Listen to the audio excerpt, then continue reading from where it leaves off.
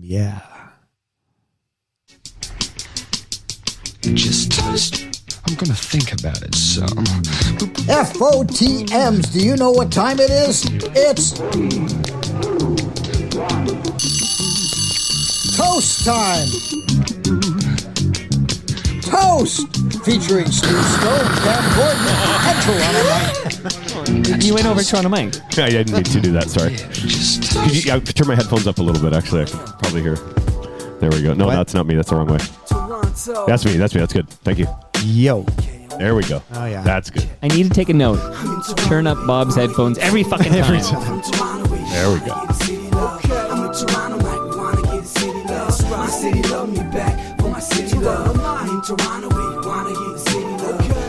I don't ever let it go this long. Okay, welcome to Toronto Mike, episode 1755. Proudly brought to you by new and improved Toronto Mike Patreon. I guess it's the new and improved. See, I wrote this last night. I better review my work here. Yeah. Go to patreon.com/Toronto Mike to become a member. Do it now. Humor me. By Great Lakes Brewery, a fiercely independent craft brewery who believes in supporting communities, good times, and brewing amazing beer. Order online for free local home delivery in the GTA. Palma Pasta. Enjoy the taste of fresh, homemade Italian pasta and entrees from Palma Pasta in Mississauga and Oakville. Toronto's Waterfront BIA. Check out what's happening on Toronto's waterfront this summer. Blue Sky Agency, the official distributor of Silen's quiet, comfortable, and customizable office pods. Create sanctuary within your workspace. RecycleMyElectronics.ca. Committing to our planet's future means properly recycling our electronics of the past. And Ridley Funeral Home. Pillars of the community since 1921. Today, returning for this 45th episode of Toast, it's Bob Willette. Yo. And back in the basement, it's Rob Preuss. Hello. Excuse me, Broadway's own Rob Preuss. Would you like to be billed as Broadway? Are you on Broadway or off Broadway? I'm in the pit. He's on Broadway. I'm on Broadway, This but dude is not off Broadway. Come on. In the pit on Broadway. Is that that question inappropriate? Like, how dare I doubt you? Like, would you do off Broadway? Oh, I have done off Broadway as well. Sure. You'd slum it off Broadway. On and off. For the right gig. But the distinction of between being in the pit and on the stage is nothing, is it? Is that something? I mean, no, because if you're a musician, you're lucky to be working on Broadway or off Broadway or anything. Yeah. So I feel if you're getting paid to be a musician in general, right? I feel super fortunate about it. So yeah, I love it. On Broadway. That's right. Does that song bounce around your head all day? Nope. So that song has On Broadway is the name of that song, right? And that is a lyric in the song. So today we're going to kick out songs, and I have some examples before we get to it. But we're going to kick out songs where the title of the song is not a lyric in the song. Right. It's a good topic. The Iris topic, because when I heard Song Exploder breaking down Iris, it was by the Goo Goo Dolls. By the Goo Goo Dolls, Buffalo's Own. It didn't occur to me until I heard it said out loud. I never really thought about it. Like sometimes you don't think about what titles have to do with the lyrics. But the word Iris does not appear in the song Iris. Yep. Okay, so this, I have crunched the numbers. I want to do a little catching up, but I'm going to explain there's not much to catch up on because this is the shortest time ever between two episodes of Toast. And yet they're a month apart. Well, technically. Yeah, technically. September 2nd and August, what was it?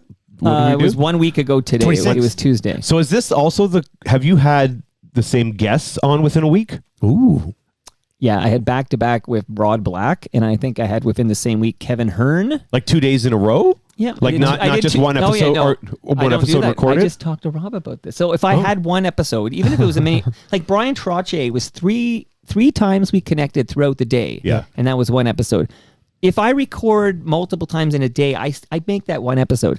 The Rod Black was back-to-back 2 different nights. Like we did part 1, and then the next night we got together and did part 2. Right. That's cool. So those are different. Yeah, okay. That's different days then. Yeah. 2 different days. Yeah. Absolutely. Cool. But it is interesting that we recorded August's Toast last Tuesday. Just a week ago. And here we are for September's Toast 1 week later. Yeah. Well, when can you can really never have enough toast. No. Toast is awesome. Toast, yeah. I 100% agree, Bob Willette, because if, sometimes these fancy brunches and stuff, and all I want is like, give me a couple of slices of toast and maybe a little jam. Yep. Sure. I like, yep. Toast I mean, peanut butter. Or I'll do honey. Yep. Yeah, I don't mind some honey as well. Do you like peanut butter? Do you like peanut butter and honey? I do like peanut butter and So honey. peanut butter and honey, I like, but I don't actually like it on toast as much as I just like it on like a good piece of bread. Okay. Like give me a like a fresh piece of like bread? a fresh piece of multi-grain bread or something. Let me smear on some peanut butter, but all natural peanut butter, like the kind that Like real has stuff. to go in the fridge or whatever, Right. and some honey, and I think that would be heaven right there. Yeah. It'd be hard to talk. It'd be hard to do the show. Oh yeah, Peanut butter on the roof. that of would your be a mouth. rookie mistake. Yeah. That's right. If we kicked out the jams with peanut butter. I haven't. What have I've eaten a banana so far today and a Rockstar energy drink. That's what I've had. Crack that beer. Yep. Is that an indie sponsor? I feel no, like Bob's Rockstar? living off the freebies at the Indie 88. No, there's not a lot of that. You know what? The freebies are far and few. I got to be honest. It's, But you did say there was Great Lakes beer there. There was Great Lakes beer there when they signed to promote their event, the big event with Brewed for You yeah, Fest. Brewed for You Fest, Which and was last Saturday. which was last weekend, and the fine folks at the optician place helped me out a lot. Oh my God, why can't I? Let's watch him like die on the vine. I know We'll, here. we'll hang insert. We'll insert this on. in No, post. I know. What is it? What are they called? They love this. Okay. Yeah, hang on. I got it. I have them right here. Do they have their name on it? Hakeem? No, it's not Hakeem. No, it's smaller than that. Okay. All right. there's Dresden. Thank you. The guy Dresden. There's one on College and one on on Queen. Dresden. I just watched a documentary about Eminem, and it's called Stans. And they kind of Yes. basically it's just about Eminem's whole career and life, but they bring in super fans that are like stans of Eminem. And he talks about going back to Detroit to the home he grew up in on Dresden. Like this was the wow. name of the street. Interesting. That's funny. I don't know, just you said There you go. Dresden, and it's Yeah. his house has got. They condemned it and tore it down Yes. because he wanted to buy it, but the city would not sell it to him Oh, wow. because it was condemned. Wow. Remember that scene in Mad Men when he takes the kids back to visit the house where he grew up? Yeah. The whorehouse. Oh my Are you allowed God. to say that whorehouse? Yeah, sure. You just reminded me of that. That hole was amazing. Okay, sorry. That show I like. I like It's Mad still Men. It resonating in does- my no, head. it- I love how much that it sticks with you. Yeah, it and there's really moments, does. right, Bob? Like I sometimes I have a lot of shit to do, and I'm like, oh, I kind of want to just go for a bike ride, and then I hear the character Fred. Was it Fred? Freddie saying, "Do the work, Don." Like Yeah. he comes in my. I can see him, Oh, and wow. that's Bill Murray's brother who Yeah, played yeah. Freddie or whatever. So these are these moments in Mad Men come back to me. It's a show that that's a sign of great art, right? Yes, if it for sticks sure. with you when you're not thinking about when you like it's just out of the blue. It's part of you. It becomes part of your makeup. Yep. That you just reminded me of a quote of something I was just listening to this week, and it was on like creativity and like inspirational kind of stuff. And the quote from, I don't remember who the quote was from. He said, "If you work really hard, you might get lucky."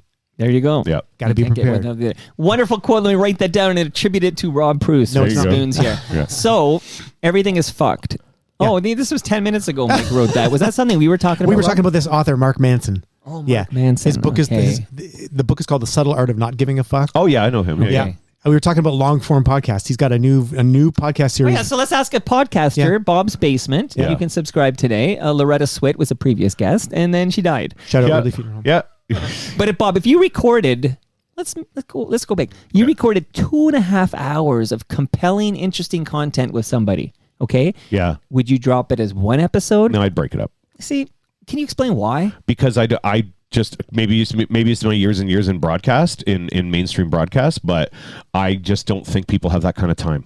So Don't they pause podcasts? yeah, but I'd rather have them choose to come. Like I'll let me choose if they want to keep going, go for it.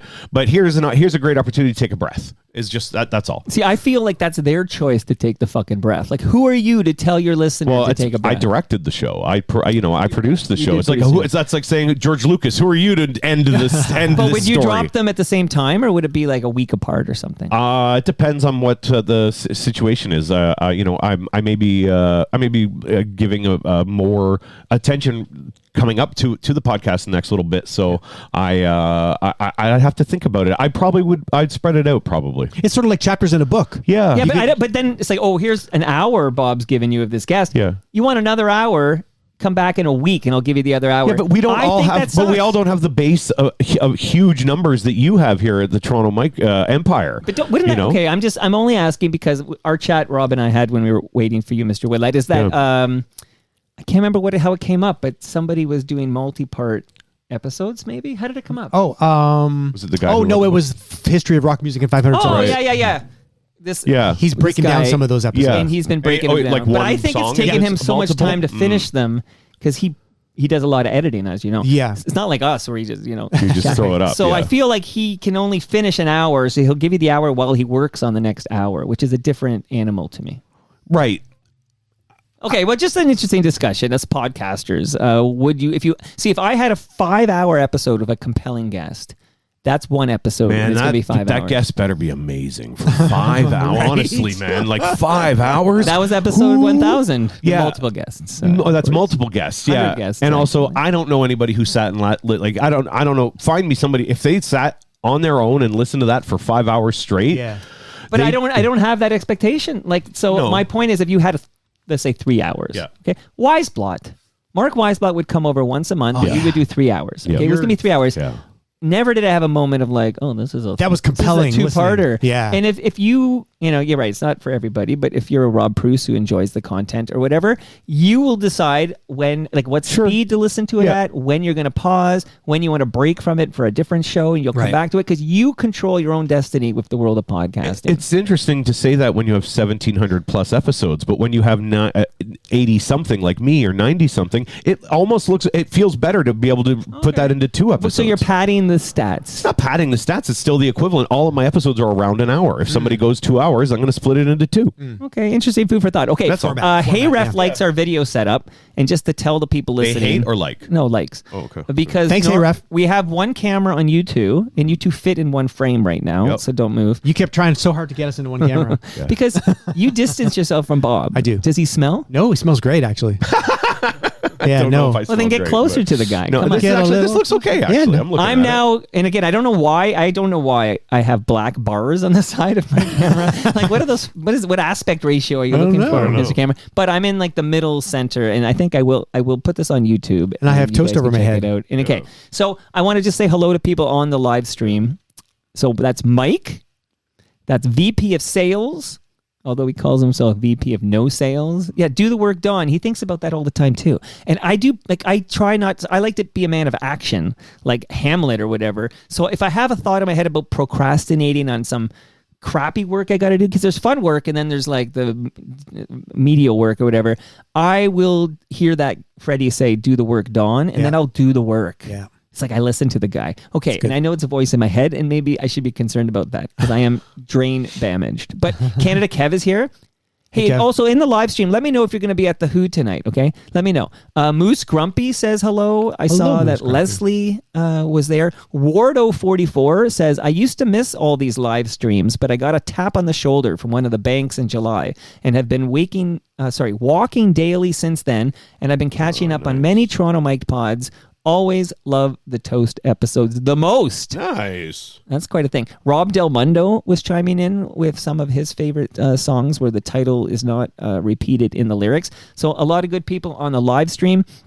Last week when we did this, I see. VP will be at the Who tonight. This is going to come up with a song I'm going to play in a moment that ties in with the theme here. So I'm going to get to that in just a moment. But last week, Rob, you were on Zoom. So remind me what changed. That last week you had to be on Zoom, but this week you can be in the basement. Yeah.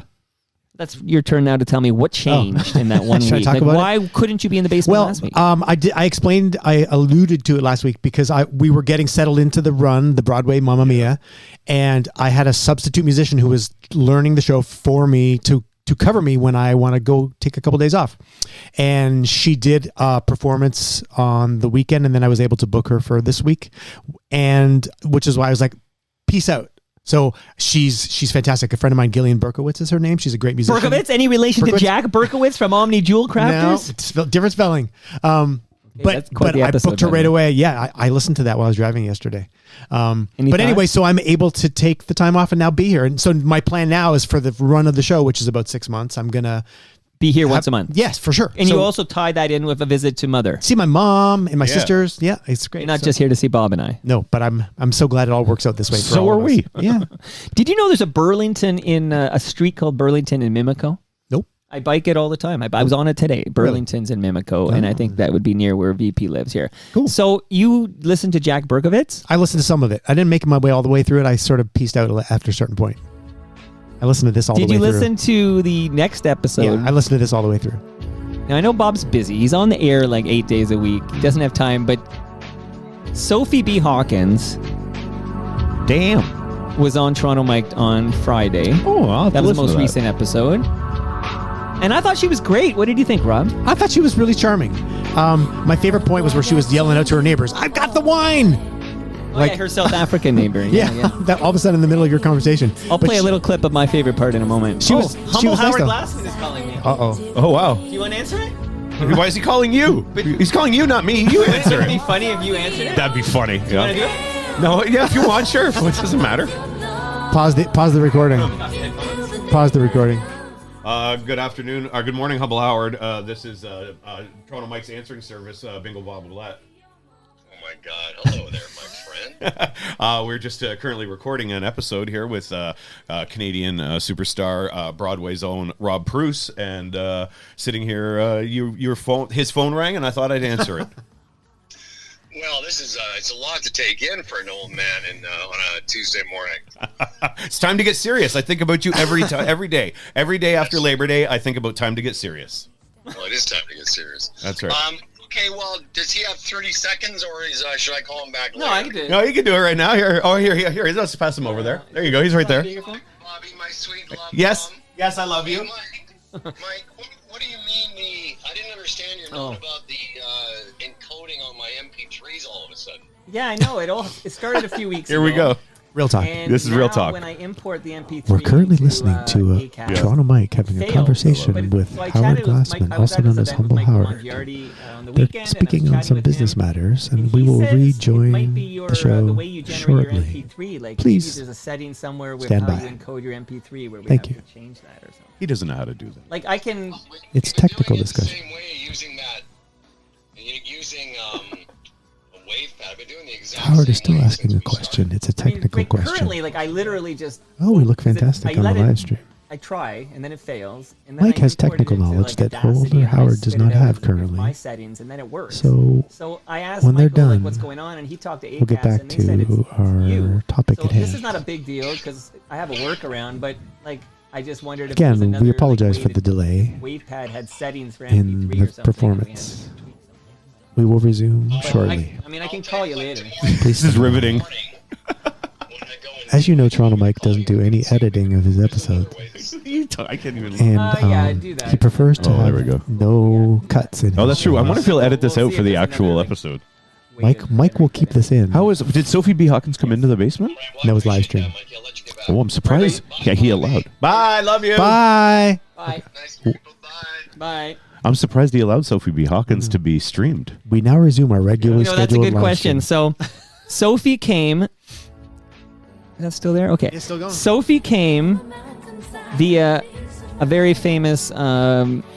I think he's famous because of his Twitter account or something. But Eric Alper asked me, "Would you talk Oh, to Sophie cool. B. Oh, Hawkins?" yeah. And because he literally drove Gino Vanelli over. Yeah. As a favor. There's some of my favorite episodes Yeah. where like Eric Alper, I'm driving Sure. this person That's over. so cool. So I said, Eric's as a a good favor guy. to him, I said yes. Yeah. Yep. And it's Sophie B. Hawkins. Well, And but that's a I- huge hit. Yeah. Yeah, I don't know, like, I didn't know what I would chat with her about, but it was easy to chat with her. Yeah. You guys had a good repartee Repartee? is the word, yeah. Rapport. Rapport. Yeah. So- Witty repartee. That's right. Yeah. I got a note today. I had a bunch of feedback from Jack and then also Sophie, and they were very different feedback. But did you think, Rob, at any moment Sophie was flirting with me? No. Okay, I got a note today about how they think Sophie was hitting on me. No, I think it's just the raspy voice. It's just everybody probably thinks she's hitting on them because she's omnisexual. So she's only attracted to Omni Jewel Crafters. Yes, exactly. There you go. That's right. Okay. But no, it was a really good conversation, and I was thinking about it like she's carved a career out of a hit song, which a lot of pop musicians do, and for her to like remain in the public's mind as soon as you hear the name Sophie B. Hawkins, and if you were around in 1992, you're like, of course I know that song. Yeah, that's big jam. just. But Oh, her yeah. other song, which is what, Don't Lay Down. I forgot all about that one. Lay Me Down. Yeah. As I lay me down. That was Was a big another hit. Yep, that was a hit as well. And she said it was like on the She's charts not a even one-hit longer wonder. or something. Well, it right? was on a different chart. Like, Yeah. it was on the adult contemporary chart or whatever for for over a year. Yeah. But this one was like a top 40 hit. Yep. This one right here. All right, so I'm going to play the little clip here before I give us an example of a song we might kick out. And then I have Have a a question drink. for Bob. Yeah, okay, so we have yeah. Great Lakes beer here. The premium lager was sent over. Breakfast Bob, beer. Crack it on the mic. There we go. Thank you. Okay, Okay, so thank you to Great Lakes As always. Brewery. Now Bob's got a Canuck Pale Ale. Canuck Go ahead, Pale Rob. Ale, here I go. Rob, Bob, you have the same names, guys. Oh, lovely. That sounded lovely. Okay, I actually have to finish my coffee before I crack one. But this is a 3-second clip from the Sophie B. Hawkins episode. Okay. Do you know you're really handsome? Do your listeners know that? Oh, see, she You're so funny. All Yo, that- how many times have you listened to that? Oh, he looped that shit on Oh, Instagram. yeah. Well, Instagram looped it for me. Okay. I made it my ringtone. Did you? If you call me when Humble calls How's me she now. looking? I gotta see. She's looking good. She's 60. She's my age. So Rob, 60? when do you turn 60, Rob? In 23 fucking days. Oh wow! So we won't see 22 you days. again. I know. Next time we see you, you'll be a I sextagenarian. know. You'll be a senior. Is It's that a so senior? weird. When did the discounts kick in? 60? 55. At 55. I haven't been taking I'm close to advantage that. of them. So Bob, when do you turn 50? January. See, that's exciting. Like Yeah, that's- milestone birthdays, because Yeah. I cleared mine a year ago, and I don't have another one till I get to Rob's age. That's exciting that you're going to Yeah. turn 60. It's not and exciting. Bob's It's gonna turn 50. It's something. I think Yeah. that's exciting here. Sophie Ballantine Hawkins. Is Ballantine what it is? I always Well, wondered. Ballantine is her Okay. mom's name. It's her Scottish heritage. Wow. Oh, that's lovely. And you know what? Doing that for Eric is great. Eric is awesome. Yeah, Eric, and it was like, yeah, I'll talk to He Sophie. gets a lot of heat online, man. People hate him, but I like him But they hate him because because he uses bots or he just repeats. He repeats stuff. schedules his Yeah. stuff. Yeah. Like it's not authentic. It's all the stuff I hate. Really, it's like an AI almost. Yeah. Like he's just He was doing it before anybody else. It was like on this day, Right. this or Right. how many hamburgers can you eat? Or But blah, also, blah, if you blah. notice, he'll put up this thing and it'll get a huge response. Yeah. And he doesn't engage. No, like, I'm he like, doesn't at oh, all. But it's worked for him. He's built the audience somehow Right. without the response. I got him on CNN. Okay, only the greats end up on CNN. It's true. I've never. I couldn't right. even imagine what that would do for my life. I mean, how you might be able to get out of your basement if you keep going on CNN, Right. Well, they haven't called in a while. Bob, I have a question. Yeah. Your radio station, Indie 88, did this countdown Yep. all long weekend. Was it 500 feel-good The songs? Feel Good 500. I yeah. looked through that whole chart. I'm not on that chart anywhere. No spoons With at none of my all, or no bands. honeymoon suite. Neither one. But the rest of Snow's the chart on is there. I had great. nothing to do with it. I know the chart is great. Can though. I ask about this? So I'm asking this Yeah. as a radio listener guy. Yep. So we've talked quite a bit about how the playlist on Indie 88 is morphing Yes. before our eyes. Absolutely. More mainstream. What would you Yep. call this? I would call casting a wider net. Okay. But this chart, Yeah. to me, there were songs that were being played in Indie 88 that I don't think I've ever been played in Indie 88. And they'll never get played again. But I wondered if it was somehow a gateway to changing things even more. No, if you listen today, we're back to kind of what we were before the 500. Look, here's the thing. There are some hardcore old school indie listeners who are very much upset with these changes. But the fact of the matter is, the radio station would cease to exist if they kept doing what they were doing. It was just Shades of CFNY when they started Yeah. playing Peter Gabriel Exactly. and Madonna, and Yeah. then there was outrage from the core. Yeah. Right. So, but here's the thing: we know now because we have daily and weekly numbers. This last 2 weeks, we've been the number 1 or number 2 radio station in the city. And a lot of it has to do with some of the promotions we're doing. We'll see what this week is like. Yep. There's been some programming changes. There's some other things going on that I'm not privy to. I'm not in the programming department. I can only do it as part of the team. And I will be back on this weekend. So Cool. we'll see. That's amazing. Keep us. I need to know what's going on. Like as programming changes at Indie 88. I'm naturally curious. Well, I'm not even here to to throw stones. Because I Well, understand what you're yeah. saying business wise. Yeah, business wise. Yeah, as for the music and stuff, like I said, I don't really have anything to say. I just I have a little bit of a reduced role right now, so The truth is, you have to move with What does the that mean? times. Reduced role. I'm not doing evenings. Oh. Yeah, How many days a week are you on? I said you're on 8 days a week. yeah, not anymore. How many days are you on? 2 When did this happen? I feel upset. last week. You didn't tell me. I did not. This is the announcement. There's things to be said still. All right. but I'm not Not saying them yet. Not saying anything Is yet. this because they played Bon Jovi yesterday? Yeah, that's true. I quit because because they played 4 Nickelbacks. No, I actually don't hate Nickelback. You know what? There's everything is in flux right now, and I Okay. Yeah, it's we'll see. I don't really have anything official to say. You but chose an industry that's going to break your heart. I fucking know. Don't get me started. And I feel like you were working at that exhibition The Casino. CNE casino. Oh. Yeah. Like you had literally accepted that radio was done with you, and then you got this lifeline, Yeah. and then we saw Happy Bob. Oh my come gosh, back. yeah. Like he was so happy. Yeah. Bob's not happy right now. No, I We'll can talk. tell that. I can't get into the details yet. All right. But it's. I'm glad we're here for you, though. Everything's in flux. Okay. Let's just put it that Does way. it have? Okay, I know you can't say any details. Right. Does it have anything to do with the big change in terms of who's selling the ads on Indie 88 now? There's no big change. But it sounds like Bell Media is now Bell Media does our national sales. That happens at all small radio stations. Well, that You I have don't your know. Oh yeah. Well, yes, it does. No, I mean I don't know. Oh, that you it don't know does. that? Yeah. So what happens is your national sales, if you have a smaller team like this, you can use CBS, which is actually run by Rogers. You could use Bell Media, which is Bell, and there's one other which is Sting. I actually think Stingray actually uses Bell Media as well. So there's a relationship And between all of them. That's Boom, right? Yep. And so they all. Our national sales will go through Bell. Bell will sell for us. Okay. Yeah. On the national side, because we wouldn't have that connection to those buyers on the local side. Gotcha. Yeah. I'm upset you're not on 8 days a week anymore. Yeah, me too. Jeez, okay, we'll talk offline. Okay, Yeah. Rob Preuss, what's the name of this Who song? It's called like Baba O'Reilly. That's it. Okay, Bubba O'Reilly. Everybody wants to call it Teenage Wasteland. Yep. It's a great example. Do you know Bubba O'Reilly is not included in the lyrics to this song from The Who? Yes. Yeah. I am aware. I'm aware of that fact. Well, okay, we're educating somebody. So this would have been an appropriate song to kick For out sure. during Yeah. today's toast. Yeah. Yep. But none of us are kicking it So out. none of us did, huh? Apparently. That's good. I wanted to play it because I'm at The Who tonight. Nice. You're going tonight. That's so cool. With your $11 Yeah. ticket. I love that, man. 11. Good Well, for you. $21.11 because they Yeah. threw $10 in Service charges. So Nice. fun fact. So I went to an event at, do you know where, maybe Bob, you'll know. Do you know where Allenbury Gardens is? I've heard of it. Allenbury Gardens? Allenbury? I hope I said that right. I know where- Heard of it, yeah. Allen, like Allen Gardens? ALLENBURY, not Allen Gardens. No, I Allenbury. don't know. No. This is a neighborhood near the Fairview Mall. Oh, okay. I guess that's North York, right? Yeah, Shepherd it's- and yeah. Don Mills and Shepherd. So this is where Snow grew up. Yeah. And he had a free party for members of the community to celebrate like a revitalization Oh, nice. project Cool. that's been completed. It looks really cool there.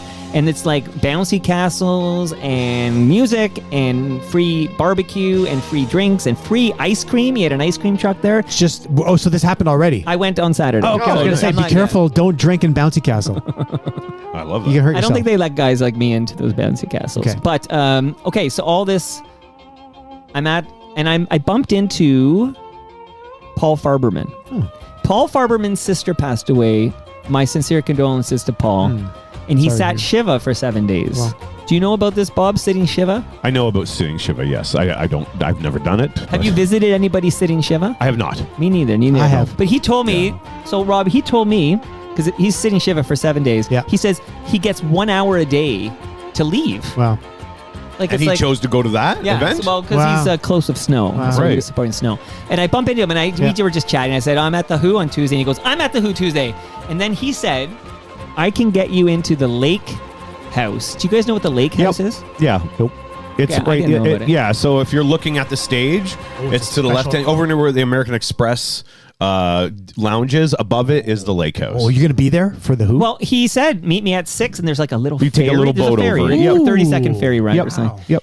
I actually politely declined the invitation because my feeling is I kind of want to just bike over, stand in the lawns, and soak in Tom Cochran at Good for you. 7:30. Right. Yeah. Like I actually turned down the Lake House. Am I because you are a nuts? man of the people. Well, there's nothing free in the Lake House either. Like Right. you can go to Right, the Lake right. House, but it's expensive as Well, listen, hell. I didn't really feel like having like a $65 burger. Right. or Which is whatever. it's a $35 burger Wow. to be fair. But if they put fries in there, maybe it's $65. Yeah, no, I've had it. So I politely declined the invitation to Yeah. the lake house tonight, but I will be on the lawns with the other great unwashed schlubs and maybe the Nice. great VP of sales and Tom Cochran, 7:30 and then fun. the Who. And then the Who at 8:40. Absolutely. You know, all the concessions at the Live Nation venues are all done by Maple Leaf Sports and Entertainment, right? It's like this evil cabal, if you ask. Really? Oh, yeah, Wow. yeah. It's the amount of money that they make is just ridiculous. Bob, do you know this band? Somebody's covering the Who. I like it, whatever it is. Whoever it is. One Direction. 1D doing Really? this. Wow. It's not, no, but that's the thing. Oh my God, that's This funny. is not a cover of Bubba You're right. O'Reilly. This is their version of ripping it off. Maybe it's the way Oh, see, Wow. that's cool, though. I like that. straight into Because when you know, you know. Do they get a writing credit? Zero, Holy shit. no writing The credit. chords are different. They asked Pete Townshend what he thought, and he said that, we did the same thing when we were starting out. We were influenced, and he said it was an honor. Yeah, It's sure. fine. Yeah, It's it's cool. cool. Most of the good ones do that. Most of the ones who are like, honestly, like you talk to Tom Petty about the Red Hot Chili Peppers. And you know who doing sues? The motherfucking estates of the people It's who the died. estates who are dead. Yeah, Fuck yeah. them. Yep. It's true. It's not That's the what I person say. themselves. No, they're it's like, whatever. Marvin Gaye would have been like, it's fine. I That's a love good it. point. Yep, that's Fuck right. your family. And that one bugs me because it's a mood. We talked about this on last show. Yeah. It's a vibe. Yep. It's not a melody bullshit. they ripped off. It's a vibe. Sorry, and I feel like I'm- that's literally what... Do you remember when Weird Al would record a song Yeah. as if Devo wrote it, but it wasn't a Devo Yeah, of song? course. Ed Sheeran said in the last time he went, I think he was in front of Congress actually, and he said, if this keeps up, I will never make music again. Yeah. He said, this is, and like, he's like, I'm not copying anybody. There's only so many chords, and we only do so many things. The only people who pretend to care are lawyers who don't know shit about music and families who are greedy motherfuckers. No, it's true. I have an opinion about that. Yes, you do, as you should. Ed Sheeran is a stan. Yeah. And he's all over this Stans documentary Wow. about I can't wait to see it. Eminem. Fun fact here. Okay, so I have one more good example. I just thought it was interesting that this This One is really Direction song, cool. which is called Best Song Ever. It's got a This is whole... the best song ever. I didn't Yeah. even I gotta write realize. that down. I don't think I ever paid attention to the opening before. I love it. It's like one of their first hits, I think. Is it really? I think so. I don't know for sure. I feel like Elvis is a big fan.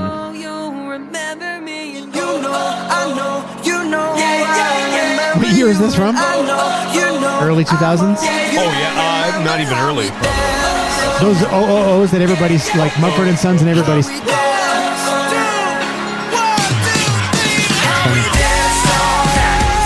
Best song ever, 2013. Oh, it's the same era. It's the Mumford and Sons era. Everybody's OOOing. Spider-Man already. Just another song I considered. And I do love this song. This song is called Bullet with Butterfly Wings, and there's no reference to bullets or butterfly wings in this song. Yep. So this would have been an appropriate song to kick out as well. I knew there was going to be some Smashing Pumpkins song somewhere. I didn't search deep enough to find one because I already had three. So I noticed. So let's talk about our process here because I realize there's so many fucking rad songs that the title does not appear. Like there's such a wealth of good material, and some artists do this a lot. Yeah. And I feel like Smashing Pumpkins is one of the artists that likes to have the name of their song not be a lyric in there. Yeah. Bob, was it easy for you to come up with your three? Yeah, jams? I had two right away.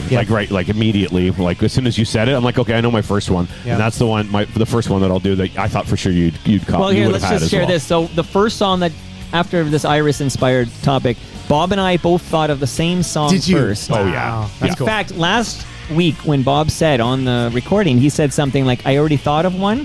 In my mind, I was like, You were like, you I was knew. going to say it. I'm like, no, don't spoil it. That's funny. And then I actually, I came up with my three jams first. I did not choose that jam because I Knowing said that I Bob was would. going to You pick knew. that one out. Yeah. You guys, you're simpa. Or just simple. That's all. No. But in this vein of Simpatico. grunge, if you will, I just want to play a song here real quick.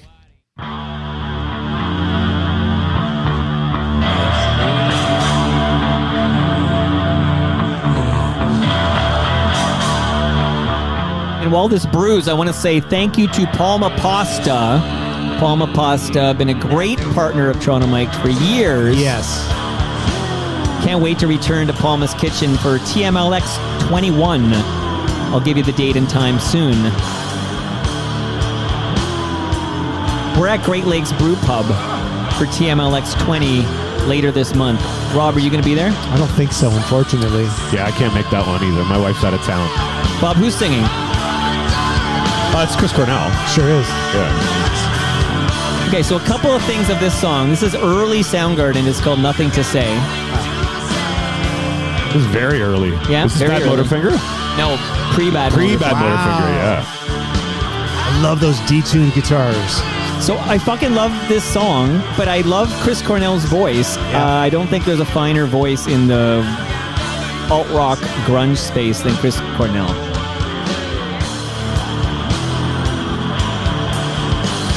So I wanted to let it brew because when I heard this song the other day, Nothing to Say,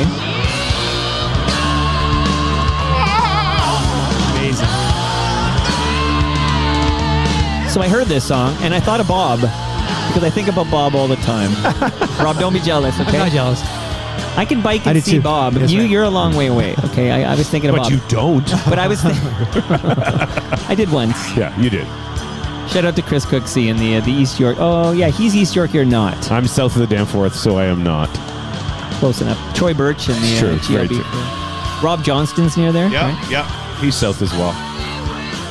Okay, so I'm listening to this song and I'm thinking of Bob because Bob made an off-the-hand remark a couple of toasts ago when we were talking about Tiny Dancer by Elton John. Yes.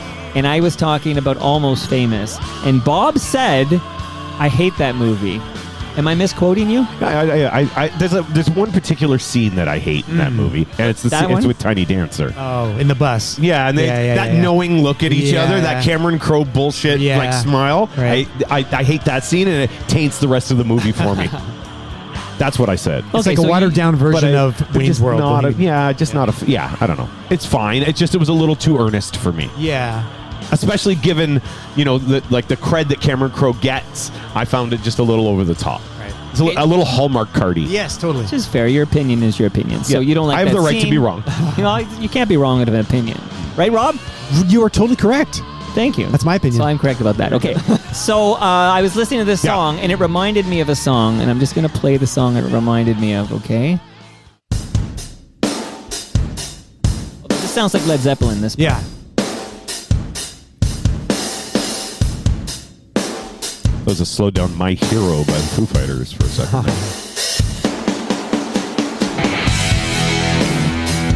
It's Black Sabbath? I do love that drum sound. Not Black Sabbath. Alice in Chains? Nope.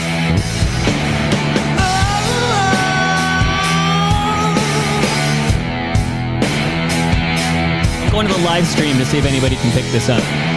Oh, is this, it's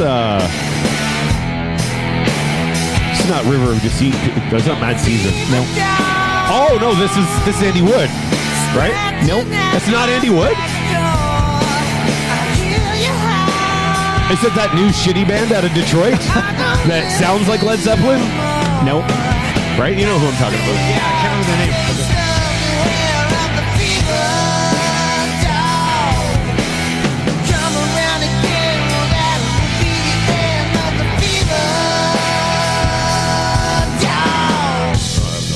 Oh, it's from the movie. It's the fake band. Oh, God, really? This is the fictional band yeah. Stillwater. Is it The really? Billy Crudup band from Yeah. Oh my Almost God. Famous. And it's their big song, Fever Dog. Oh, right. wow. So it was like written to sound like, Yes. right? And it's got a bit of a Zeppelin thing Yep. going on or whatever. But it reminded me of the early Soundgarden. Yeah, Yep. that's funny. Anyways, and I thought of Fever Dog, and then I thought of Bob not liking Almost Famous. There But it you turns go. out it's that one specific scene. God. Yeah, that ruins the Which, rest of the which I movie. can see that, but that song brought Tiny Dancer to a bunch of us people who were ignoring Tiny Dancer till that scene. Sure. So like I love unironically Tiny Dancer. That's fine. 100% because of that scene. Wow. Unironically because of that scene. Yeah. Unironic. There's no irony in here. But you As love it Alanis because you would didn't say. just love it already. He didn't know it really. I didn't really Yeah, I know guess you it. didn't know it. That's what See, he's that's saying, yeah. Right. So there you go. This song blows. This Canada Kev. Fever Dog, Canada Kev, what are your thoughts on Almost Famous? I'm sure it's on Stella. So here, while I bring down Fever Dog, we're going to thank a few sponsors and then we're going to kick out. And we're changing the order. Okay. I'm Oh. going first. Oh. And Because you you know picked what? the- Ready because you for a picked the mind topic. blow? You're closing, Rob. It's going to What? be me, Okay. Oh. Bob, Okay. then Rob. Wow. I'm going first. And All I right. want to say recyclemyelectronics.ca. That's where you go if you have old electronics, old cables. You don't throw that in the garbage. You go to recyclemyelectronics.ca. Find out where to drop that off to be properly recycled. Woo, here she comes. Oh my goodness gracious. We had to say goodbye for the season to Toronto Maple Leafs I baseball. heard that on the Sophie episode. I'm yeah. sad because I had more books to give away, but that's my problem. I got to figure that one out here. Okay, I would like to give some love to Ridley Funeral Home. Ridley Funeral Home have a great podcast. Rob, did you listen to the most recent episode of Life's Undertaking? I sure did. Loved it. Thank you for the shout outs. Yeah, we gave you some love. It was really nice. I loved hearing that. Yeah. Well, I'm But I glad love you your listened. conversations you guys have. Okay, so that's a big endorsement from Yeah. Spoons keyboardist extraordinaire Rob Preuss. He says, listen to Life's Undertaking from Ridley Funeral Home.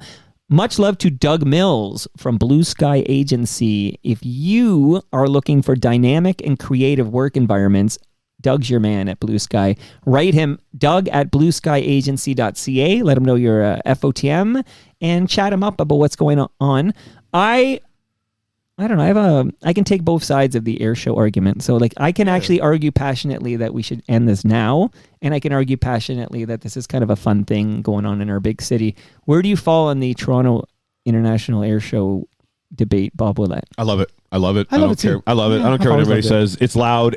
I literally the other day I was actually on the air down at the radio station on Friday, and I had the window open in the studio, and I found like I'm a basic human being. When a plane would go by, I literally involuntarily would go, yeah. Well, you were probably hearing loved the it. F-35, so they were second because I took the kids to it on Saturday, but I biked the trail and picked up every day, even the rehearsal days, because they rehearse on Thursday and then Friday. Yeah, they did. Yep. So I can tell you that they closed with Snowbirds, although they were kind always of close late. with the Snowbirds. So the Snowbirds closed, but the penultimate is this F-35, the murder machine from the United States of America, and it's fucking loud. Wow. Like it's way louder than anything else. Okay. So that was a great event. I enjoyed on the waterfront this past weekend. I do think it's funny.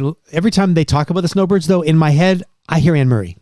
So there's that. Oh, God. There's that split between the cool planes in the air. And then Snowbird. Wow. Yeah. You know what I mean? I They're love called that. Snowbirds. Well, yeah. You know what we need to do is a mashup between Danger Zone and Yeah, Snowbirds. Right? Bob Willette, I saw your performance at the Second City. Yes.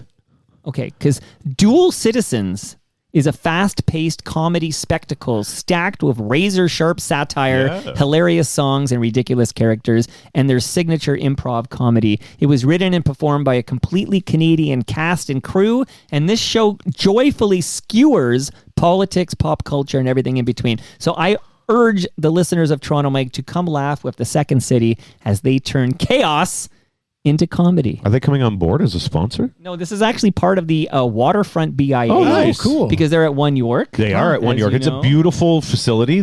Oh man, that theater is amazing. John Candy Theater? The John Candy Theater is amazing. The main stage theater and the 73. It's a beautiful. That's cool. And the food's done by Oliver Bonacini, and it's not super expensive. Wow. I might be spending some more time there again. I love super cool. my time at Second City, and I will. I'm looking forward to going back and doing some stuff. Maybe. Nice. Okay, very super good. I know like, this is the second week in a row I had to like do a little vamp thing here. Vamp? Like vamp, you know that word, vamp? Well, no, yeah, but not in the way you're using it. I don't think. I don't Vamp understand. is when you're killing time. By idle really? chit-chatter. Oh, Is that you got- true? Do you got a special guest coming on board again? If you were doing a live thing, Yeah. and the band needed a couple of minutes because Yeah. maybe the drummer's Really? in the bathroom To or whatever, vamp? they would tell you to vamp. Really? And that would mean basically We do vamps some in crowd Broadway. work, do some crowd work, and Yeah. kill a couple To of vamp. minutes. We do V-A-M-P. we do vamps on Broadway. The vamp is a part of the music. Right. I was You know, vamping last week. so you I got don't even one- know if you noticed. I I was vamping. noticed. We got one bar of music. We're like, okay, they're still acting. Right. And before you go on in the song, you vamp. Oh, So- because they're maybe they've missed a beat or something or a little. well, you have a vamp is usually about 1 or 2 bars long of music, Right. little simple phrase, and you go over these bars until they're done their acting on the stage. Because who wants to watch acting? You want to hear music, I mean, Right. that's what I say. Yeah. So you vamp until they're done, and then you're like, okay, now we go on. A word for fabricating or patching. Vamp. A term for an. Oh, you didn't know that? Yeah. No, I Yeah, never yeah. heard that. Oh, I've heard yeah. about a vamp being a seductive woman. She was a tramp, a vamp, and a bit of but a I did scamp. not. I didn't. And then apparently the section of a shoe's upper that covers the front of the foot. I is didn't know called that. The vamp. I didn't know Everybody knows that. Everybody knows the vamp part of the It's shoe. a musical term. I did not know that. Yeah. Interesting. Vamp, Thank you. yeah. Bob, you're going first. I'm going first now. I'm going second Okay, now. no, well, he's got another one. All right, so this one should be no surprise to anybody who's ever listened to me on this show or me anywhere. This is the longest title in the Pearl Jam in the Pearl Jam world. It's elderly woman behind the counter in a small town. Whoa. I seem to recognize your face, haunting, familiar, yeah. I can't seem to place it. Cannot find a candle of thought to light your name. Lifetimes are catching up. with me. All these changes take place. I wish I'd seen the place, but no one's ever taken me. Hearts and thoughts, they fade away. Hearts and thoughts, they fade away. I swear I Recognize. Now I think I may have kicked this out before. I don't think you have. Not on this show, Oh, but okay. but on one of the other shows. This is one of the songs I would sing to my girls. They called it Recognize because I seem to recognize. So they want. If I was going to sing a song to them, it would be Recognize. Interesting. Can I just chime in to say I also sang this to all 4 of my Yeah. children. Did you? And when I walk on Fridays with James, out of nowhere, I start singing this song. Yep. Wow. Yeah. I fucking love It's such a this great Pearl Jam song. Yeah, I it's- forgot all about this song. Yeah, this was I changed by not changing at all. So I think it's a beautifully written song. Yeah. It was the first thing that came to mind because it says, it's funny. The title is Elderly Woman Behind. So it's an interesting title because it Yeah. sets the scene. It evokes the It evokes the picture. picture. Yes. And then so it's like Wow. you walk in and then I recognize you, you don't recognize Yeah, me. yeah. And actually there's another host on the radio. His name is Howard Stern. I don't know if you've heard of heard him. that name. He's done some pretty great I interviews. heard he didn't come back today, but he was scheduled to be back after his dun, summer dun, break. dun. And he Really? wrote an email to his staff today to say he needs more time. I think there's some interesting negotiations going on. Yeah, there are. Oh. I heard he's going to join Indy 88. Yeah. It's fine. Maybe that's why I'm not on the air. So I just think it's Stern asked him, I got to give Stern credit because he's fearless with questions Yes. because he asks questions that are stupid sometimes. Yeah. They're like almost in the same way that Mike does, Yep. in as nice a way as possible. With Mike, more listeners. Mike has no fear on asking any question, and whereas that's I true. get in my own head Right. about things, Yep. and he literally is just like, so like, tell me about that. Like, is it an old woman? Like, well, as a fan, I'm like cringing on behalf of. But he explains it. He's like, yeah, and he grabs the guitar, and That's he's so like, cool. Yeah, it's really cool. Love that. So there you go. There you go. That's it. amazing. Elderly So woman. I'm going to just tell the listeners that last week when you said I thought of a song, I thought of the exact same of course song. you did. That was the song. That's it. that Right was there. the- Oh yeah. Okay. Oh, And for sure. I was knew it would be. on Two Legs or whatever, where he says the longest title That in the Pearl Jam catalog. That's Oh, why I said. wow. That's etched in my brain. Me too. Yep. That's Is so that still funny. the case, or are they? I that don't. was a while ago. That is still the case. That That's is the so longest cool. title in the Pearl Jam catalog. I love that. And Bob is correct. I have confirmed with my brain, who knows every word of that song. Elderly woman behind the counter in a small town is not a lyric in that song. That is a great example. Amazing.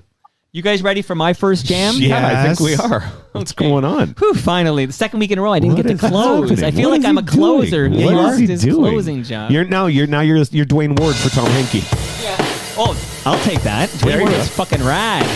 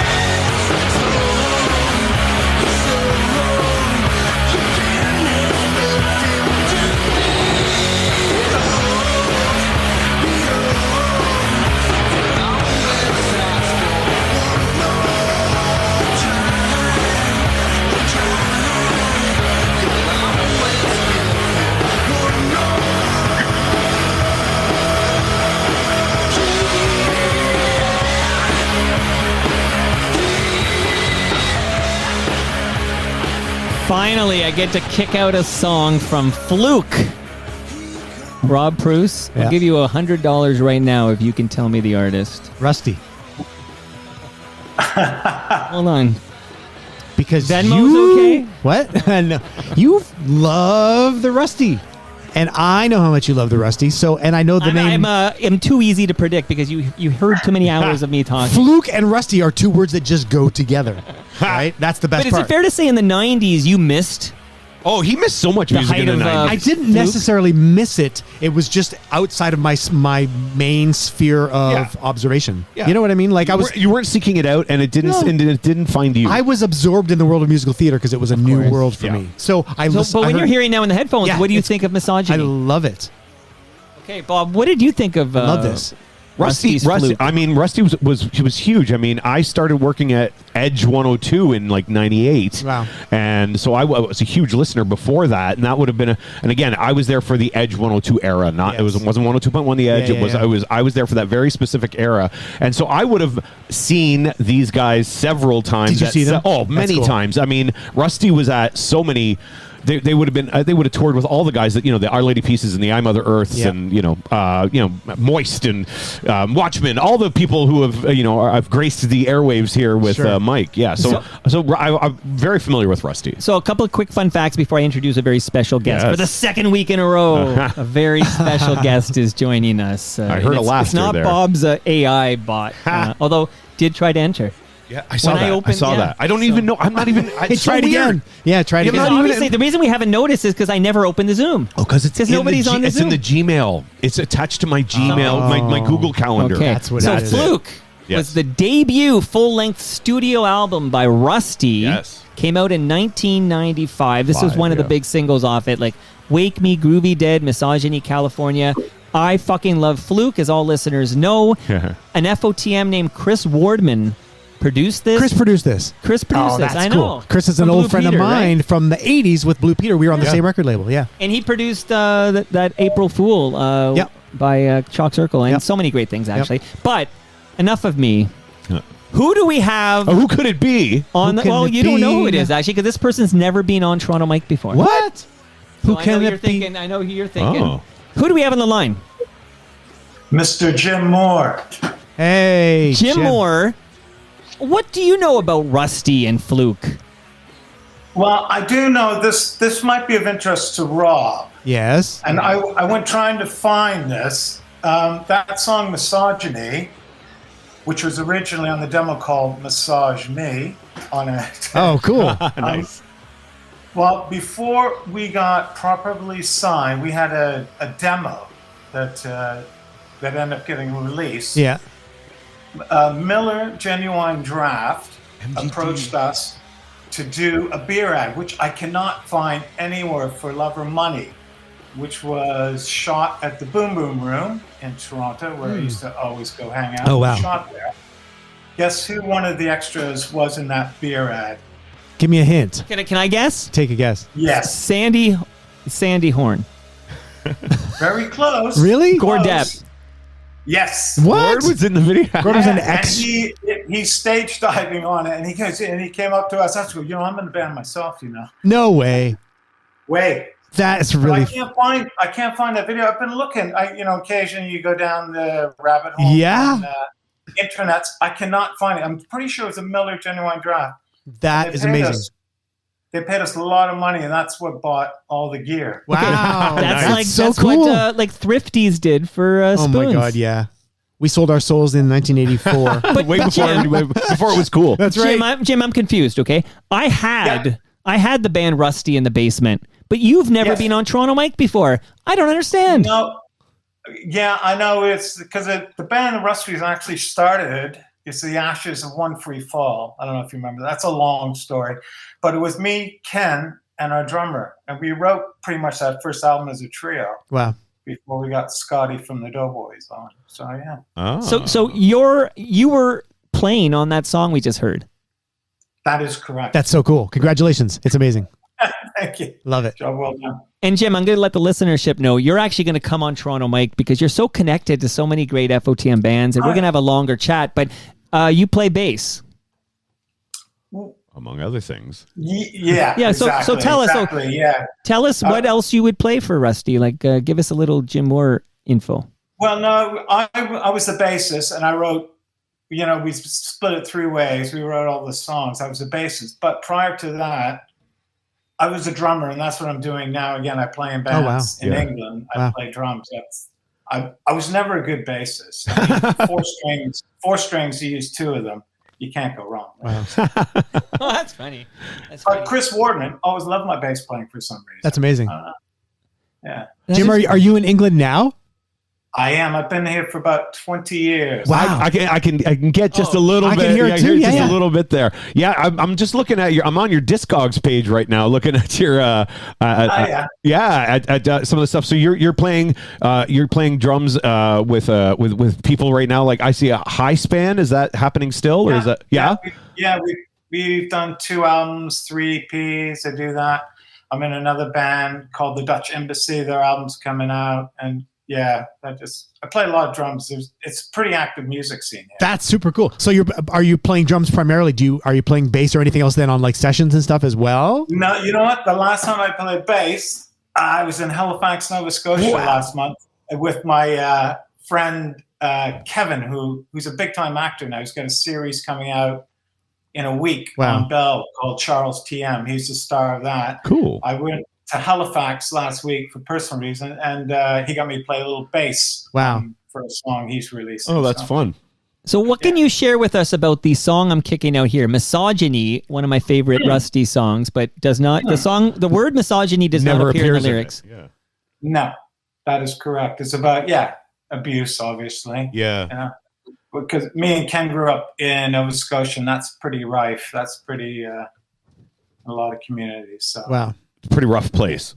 Rough places. It can be. It's beautiful, but it can be rough. Fair enough. What do you know about the video? I know a lot about it. I was in it. I'll tell you one little thing. Which have you seen where Ken is singing, and it's got a little square, and it says "I love possum." Yes. In the video, that's a shout out to his dog. See, this is the pop-up video stuff that us Canadians need. That's true. Because they weren't doing misogyny. That's from what it was. Bruce LaBruce did that. Oh, wow. Yeah. Well, can I play a bit just to give a taste? So, so the art house film, if you will, by Bruce LaBruce that we get in Misogyny is called Hustler White. Tony Ward, which is Madonna's boyfriend. He stars in it. Mm-hmm. Right. He plays like a male prostitute. Yes, he plays one, Okay, so I'm going to just a little clip to give a taste of. This is from Hustler White. Yeah. H is for Hollywood, the very letter fledgling starlet Peg Entwistle dramatically leapt from, landing in a bed of cacti, only to die of exposure 3 days later, her cries for help lost amidst the cacophony of the creative city. Finally, my world's favorite location and the starting point of my research. Santa Monica Boulevard.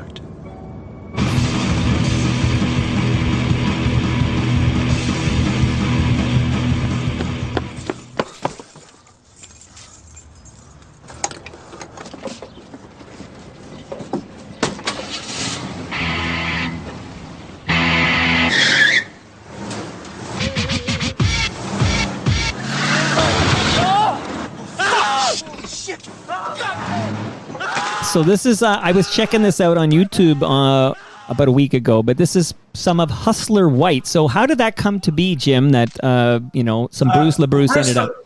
Bruce LaBruce is a really good friend of our manager, Jeff Rogers, who I know Jeff. I know Jeff too. He's an FOTM. In fact, Rob Preuss put Jeff on Toronto Mike. Yes. And Jeff was my manager and when I was 21. And Jeff is the guy who introduced me to Jerry Levitan, the teenager who interviewed John Lennon. I think the world revolves around Jeff Rogers. I think. Back to you, Jim. He's the best storyteller in the world. Yeah. I mean, last time I saw him was a couple of years ago in New York City. We had a nice catch up then, but oh my God. Yeah. Well, he managed, that's a long story too, about how we got him as a manager through Mike McCarty. I don't know if you know him. He's a huge music publisher. He's a great guy. And initially, Jeff Rogers did not want to manage me and Ken. But anyway, so he was, so Bruce was involved with Jeff Rogers doing movies and films. So he got him on board to do our video. And That's what we cool. did, we actually shot the clips, the stuff of us miming. That's actually done on Hollywood Boulevard. For me, it was like a dream come true. Huh. And then they just cut it up with the film that is done in Los Angeles as well.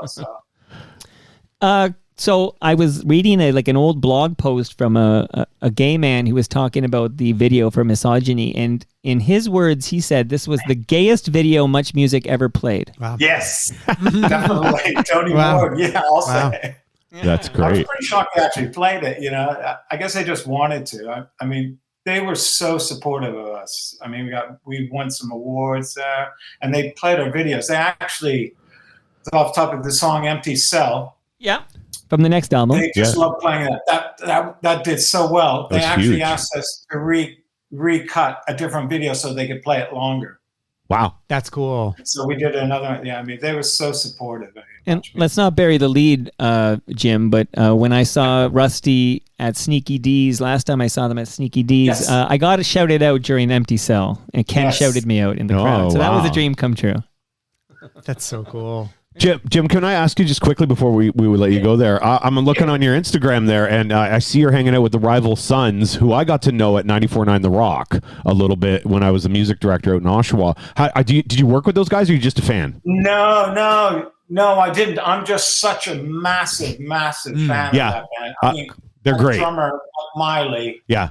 He's inspirational. Oh, cool. Yeah. For me, and that singer, we go anytime they play. They played just down the road in Folkestone recently. Yeah. They just the whole thing lifts me when I see them. I find really inspirational. They're terrific. They're one of they're like a good little beacon of hope in rock music right now. That's amazing. Rival Sons. I think so. They're legit. They sound good. Wow. They're not derivative of other things. They're also not so. They're not that active rock so heavy you can't listen to them kind of thing. You know. Right. I like them. I liked them when I was at 94 on The Rock too. Wow. Yeah, and I recently saw the singer Jay Buchanan does his own thing. Yeah. It's a completely different vibe, but it's so good. I'll have to check it out. I didn't know he had solo stuff. For a current band, not a traditional, the old school bands, which I love, Cheap Trick. He's the best singer. Okay. For me. Okay, cool. Yeah, no, I don't. He's got a great voice for sure. Absolutely. I got to listen to more of them because the Rival Sons. Yeah. Yep. Amazing. Jim, what's your relationship like now with the current members of Rusty? Oh, really? Great. There's been discussion. It comes and goes about they want to put. They've had a couple offers to put the Fluke album out in vinyl. Oh, because fun. obviously the mid '90s was the height of compact discs. Yeah, they wouldn't have made an original version. Right. No, it didn't. So there's interest from a couple labels. Actually, I got to pursue that again. Speaking of Jeff Rogers, contacted me a little while ago about doing that. So hopefully that'll see the light. That'd be great. Well, shout out to Jeff Rogers. He also worked very closely with Erica M. Yep. Yes, I used to hang out with her back in the day.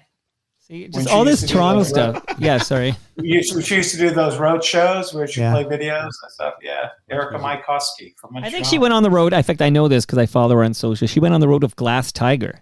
Yes. Gastiga, yeah. That's pretty good, Alan Frew there.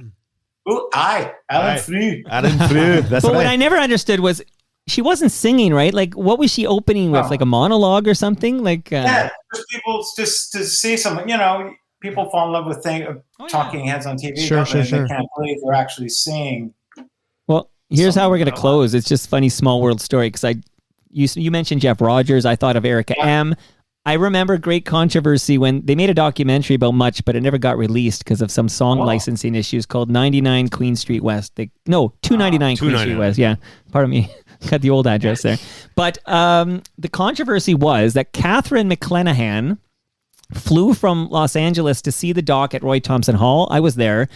And she was very upset because in the doc, although it doesn't explicitly state it, it is kind of suggested that the first woman VJ on Much Music is Erica M. But Catherine McClenahan is actually the first female VJ. And the reason I said small world story is because Catherine McClenahan dated a entertainment lawyer named Paul Farberman, who did promise, he did say he could get me into the lake house tonight at before the Who. So I just remembered that Catherine McClanahan was at the recording of Tears Are Not Enough, and I asked her how she got in there. Is it because of her Much affiliation? And she said no, she was dating Paul Farberman, who had to get all the artists to sign off on their contributions. So that is a small world fun fact, mind blow for you. There you go.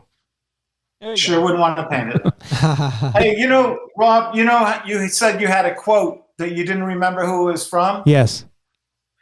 Well, tying into baseball, my favorite baseball player is a guy named Cal Ripken Jr. Yeah, we've heard of him.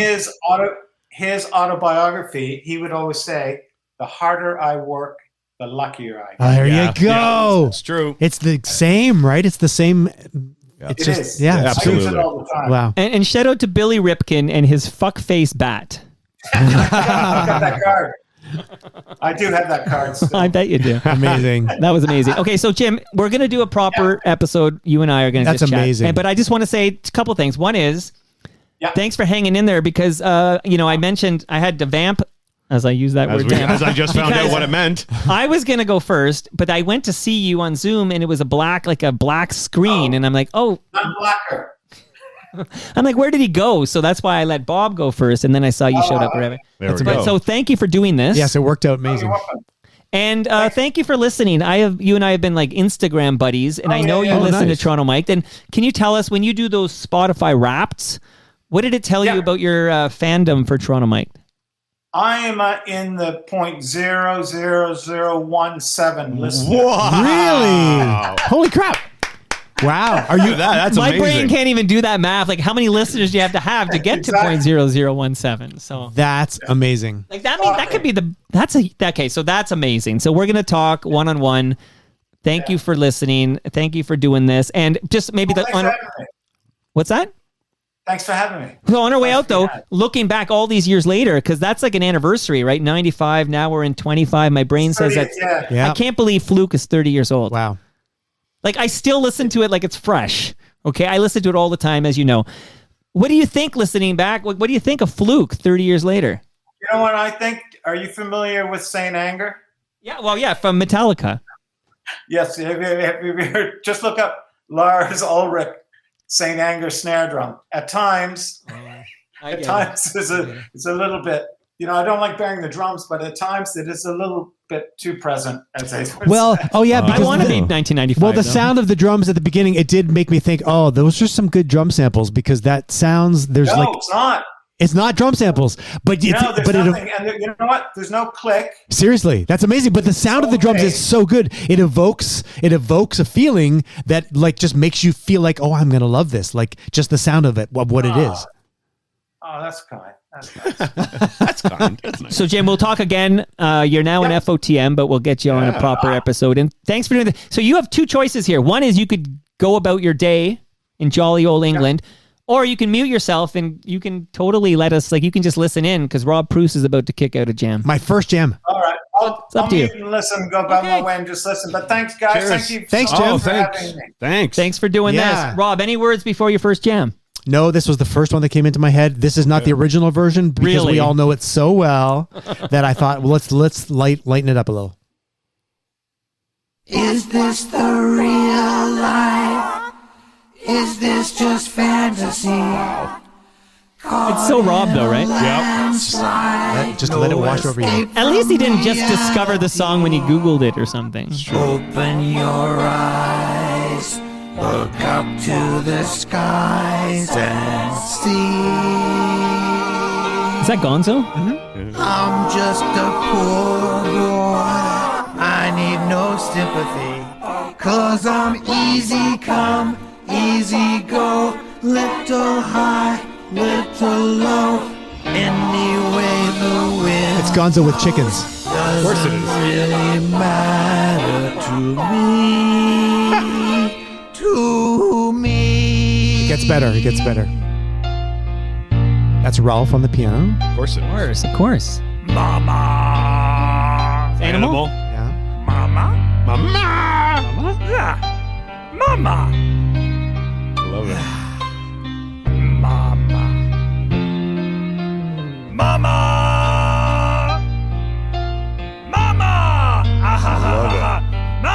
mama, mama, mama, mama, mama, mama, mama.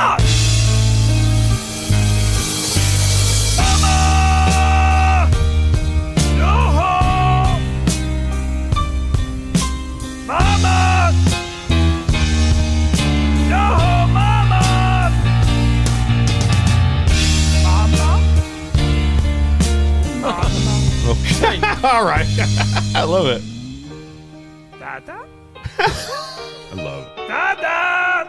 All right, Conductor Rob, do I bring it down or you want to keep it going here? This is good. This is a good part. I see a little silhouette of a clam. Scaramouche, Scaramouche, Yeah. will you do the fandango? Galileo.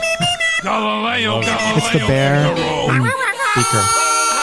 I'm just a poor boy. Bunsen, how do you do? Nobody loves me. He's just a poor boy from a poor family, sparing his life from this monstrosity. Easy come, easy go. Will you let me go? Let me throw. They will not let you throw. Let me blow. They will not let you blow. Let me choke. Do not like your jokes. Let me choke. Do not like your jokes. Let me Okay, you can fade it down if you want. I'm enjoying it because you got to watch the video to really appreciate it. I'm sure it's hilarious. This is from 15 years ago. And the words Bohemian Rhapsody are never uttered in this song. That's the name of this song, actually. Yeah. Wow. So, did you know? What an obscure... I never heard of it. Yeah, no. So, when I first heard the song, it's coming up on the 50th anniversary. Didn't we mention Wayne's World earlier in this episode? Because You- we well, talked about related to- Almost Famous. Yeah, yes. but still. Same. This Because is the song that was playing. Exactly. And I didn't mention it, but I didn't want to bring it up. But did you Yeah. do it on purpose? Yeah, yeah. You're playing 3D chess over I there. am sort of. Fucking So amazing. this is one of those songs for me in my life when I was 9 years old and heard this on the radio, changed my life. Like it's one of those moments where I was listening to CKOC on my little clock radio beside my bed, and this song started, and I was like leaning into the radio because I didn't know what I was hearing. Yeah. And when they announced, they said that was Queen, Bohemian Rhapsody, and I literally didn't know, is Queen the band or is Bohemian Rhapsody the band? Like, I didn't know what was going on. So you'd never heard any Queen before? I knew Killer Queen right. indirectly because when we had been visiting my relatives in Germany, and my cousin in Germany was a huge Queen fan. Right. They were already sort of breaking through. So it was a whole new world to me. How old are you when you hear Bohemian Rhapsody? 9 on years old. I had 11:50? just turned 10. Wow. So, yeah. So to hear this on the radio for the first time was life-changing for me. Silly question, because we know the song's like 6 minutes long or Yeah. whatever. So 11:50 would They played the play whole a thing. 6 minute yeah. song. That was the whole for sure. The whole thing But about that's the song. like top 40. I thought, okay, I didn't know. No, it broke through at that time Yeah. because people said you'll never get airplay with this because it's 5.5 minutes long, and this That was Mike Myers, right? Because isn't that? Well, yes, isn't that exactly. in the movie? That's Mike- right, exactly. So what was cool that people discovered a couple years ago, originally Freddie, when he was first working on it, had called it Mongolian Rhapsody. They auctioned off a bunch of his stuff from his home in 2023, and they had all these like pages of lyrics and lyric ideas and stuff, and the actual pages of him working out the lyrics for Bohemian Rhapsody. At the top of the page, he had written Mongolian Rhapsody, and then he scribbled up Mongolian and put Bohemian. I wanted to show you. Last night I was watching the Argo game in my shed, and I've got a new record player out there. But there's a Rob Preuss carrot in there. or whatever. News of the World. Yeah, Yes. yeah. It was just like one of the album I was listening to is an old Queen album. Amazing. It's the one with "We Will Rock You" and "We Are the Champions." Yes, I saw them on that. That was the first time I ever saw them. Was on that tour. That was the News of the World. That is an original copy from my mom's, like by my stepdad. No way, Yeah, for yeah. Rob Preuss. Wow. Would you buy a ticket for Queen with a different lead singer? Well, I've considered seeing Buy them. a ticket. Yeah, I buy a just wanna ticket. I emphasize would. that. I almost wanted to see them with Adam Lambert the last time they came around. I don't like the combination so much, but I realize while Roger and Brian are still alive, they rock the shit out of their shows and their music. I've And heard it's amazing. It's amazing. Yeah. And Queen is one of the rare bands that people who don't know the depth of them, all four of them were huge songwriters and important contributors to the whole canon of the music. They've all written the hits, all four guys in the band. So sort of like how that trio we learned about wrote all those big songs from Rusty's flute. yes, well, Jim Moore, exactly. Like that's the thing. Like there's a connection. Well, the forgotten member, by the way. Shout out to Jim Moore, who I've been corresponding because he loves the fluke references, and I love that, and I do a lot of them. But yeah, he wouldn't have been here. He's not in the band anymore because he's in England. He's in England. His Yeah. own, That's so cool. thing. But he was he's a founding member, and he hung Yeah. around till like 2000 or something. That's cool. Find out when he was there. So can you play my number 2? Of course. I thought of this. So at the this is. I was looking for what is something. this? So I was looking for like a Bohemian Rhapsody. There's so much shit online on YouTube where you can like break down all the overdubs and all the parts. And I thought, let's cleanse the Muppets and just listen to this middle section with no music, just voices. Scaramouche, will you do the fandango? Thunderbolt and lightning, very, very frightening me. Galileo, Figaro. Magnifico! I'm just a poor boy, nobody loves me. He's just a poor boy from a poor family. Spare him his life from this monstrosity. Easy come, easy go. Will you let me go? Bismillah. No, we will not let you go. Let him go. Bismillah. We will not let you go. Let him go. Bismillah. We will not let you go. Let me go. We'll not let you go. Never, never, never, never let me go. Oh, mamma mia, mamma mia. Mamma mia, let me go. Beelzebub has a devil put aside for me. For me. For me. And who's doing all those background vocals? It's just the band? It's Roger, Brian, and Freddie. It's just the three of them. There's only three of them doing those. Just three guys. And they layered so many layers of tape. Yeah. Amazing. Yeah. When I was in grade 8, I had a conversation with my music teacher, Miss Wilkinson, and she was convinced that high note at the end was not sung by a man. Wow. And I was arguing with her when I was like 11. I was Working Man by Rush. Yeah. He's the greatest front for well, that wasn't vocalist no, but that's Roger. That's Roger Taylor, the drummer, singing the highest note. Roger's doing the highest note. Roger's doing the highest note. No, that's not Freddie. Wow. Roger had a higher range because he still sings the high stuff now. Yeah, but they slowed down the tape a little bit to get that high range out of there. Wow. So, anyways, yeah. There's a cha-cha.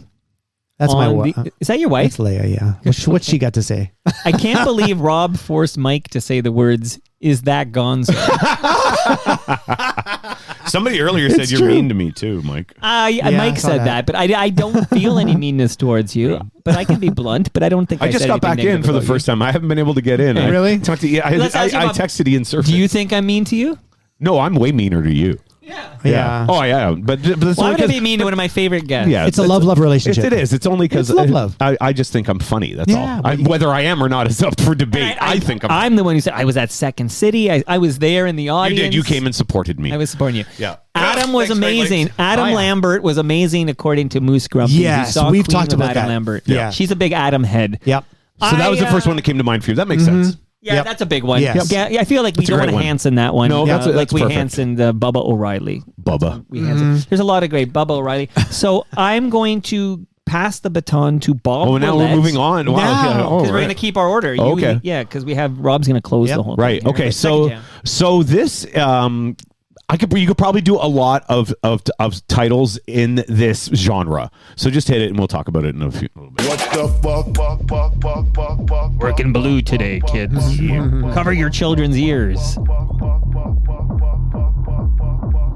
And then we can have a debate about parentheses jams. Yeah, we've done that. Does that count?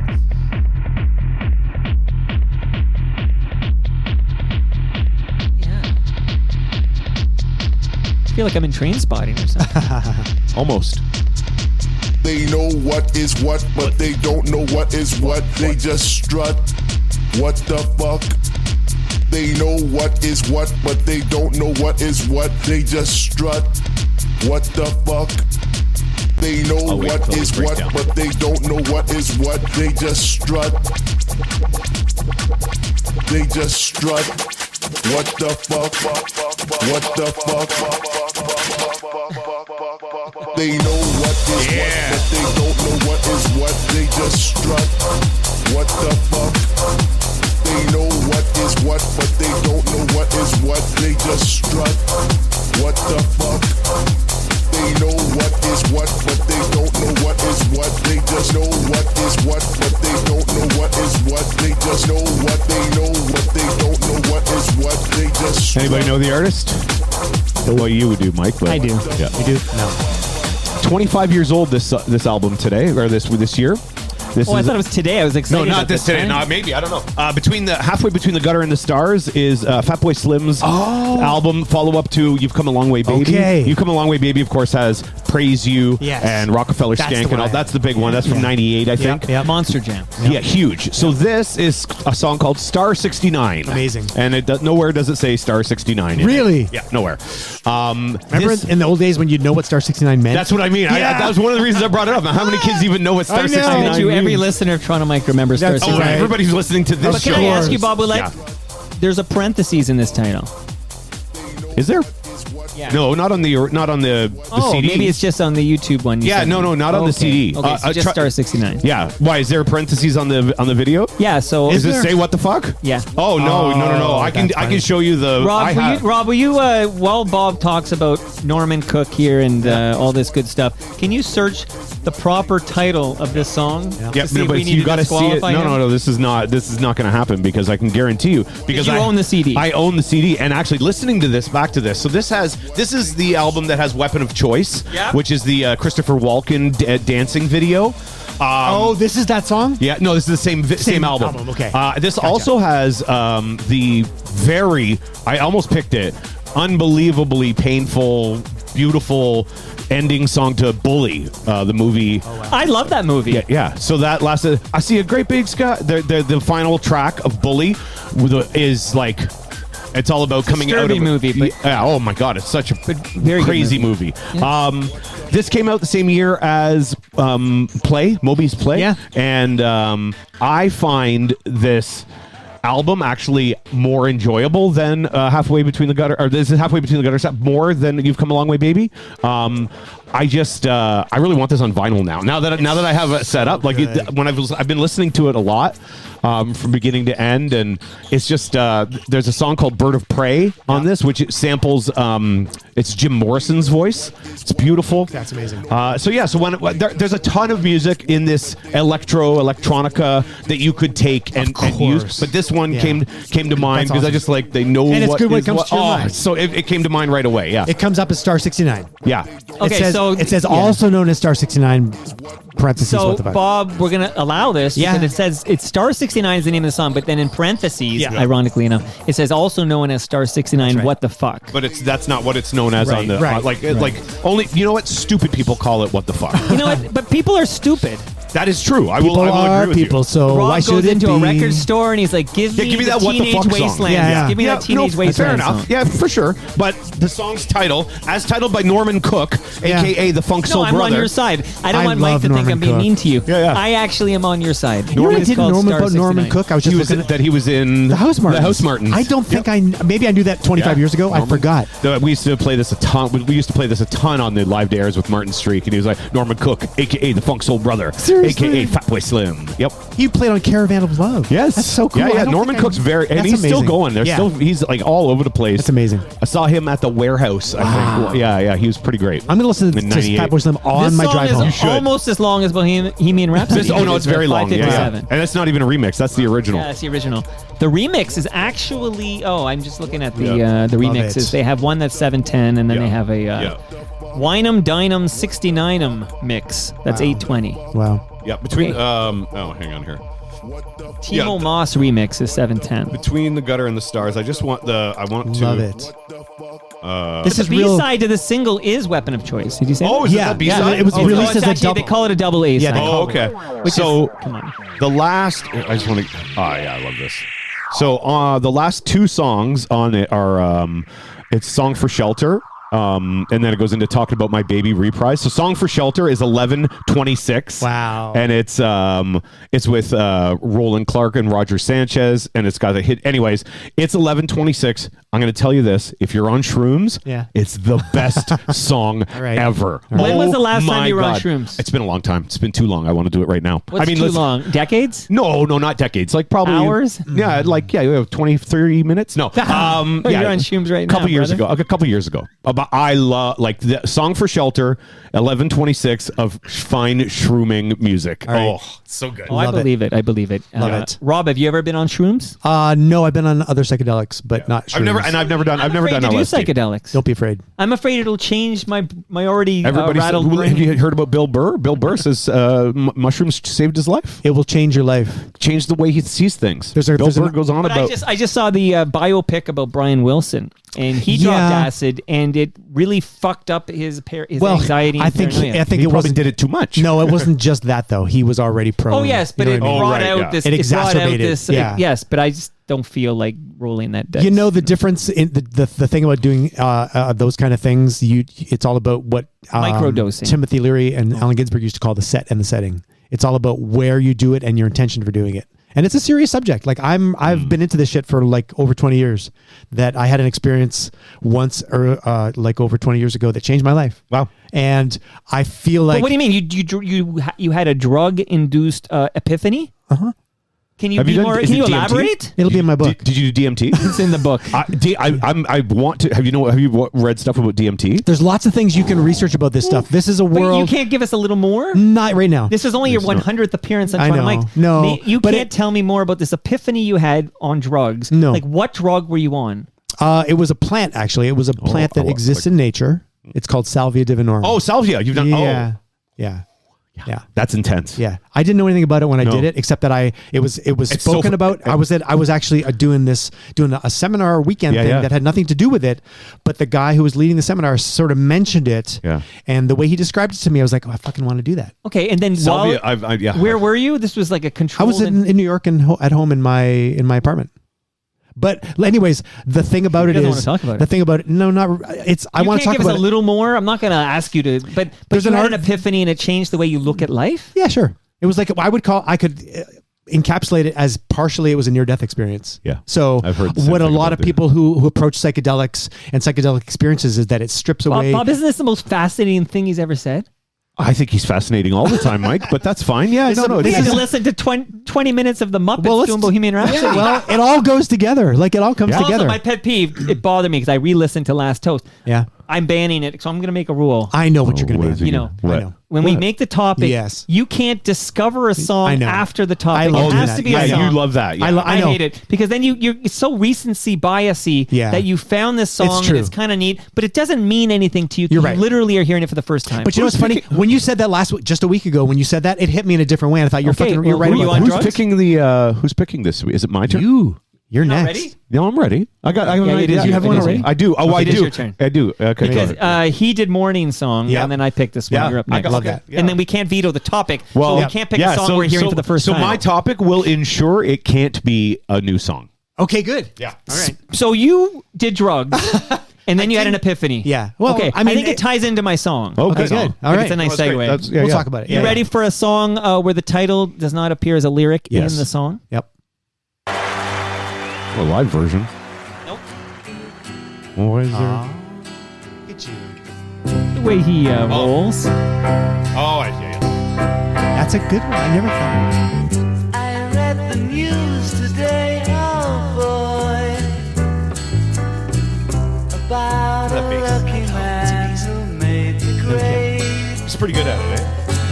And though the news was rather sad, I love this song. It's my favorite Beatles song. Is it really? I just interesting. had to I don't know if I've ever laugh. I saw the photograph.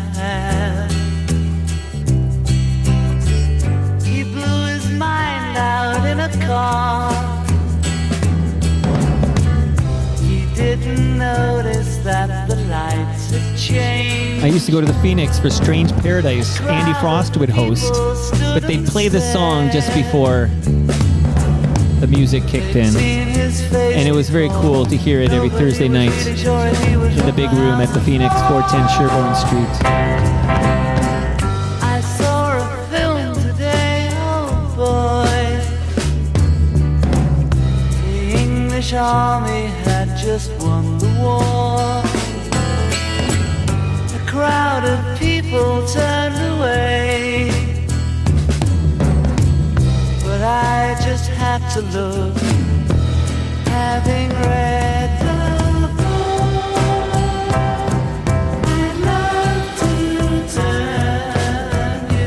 This is the line, Rob. I'd love to turn you on. You had that moment. You got turned on, man. I don't know how to fade out this song because it's like Bohemian Rhapsody. Yeah. And it's epic.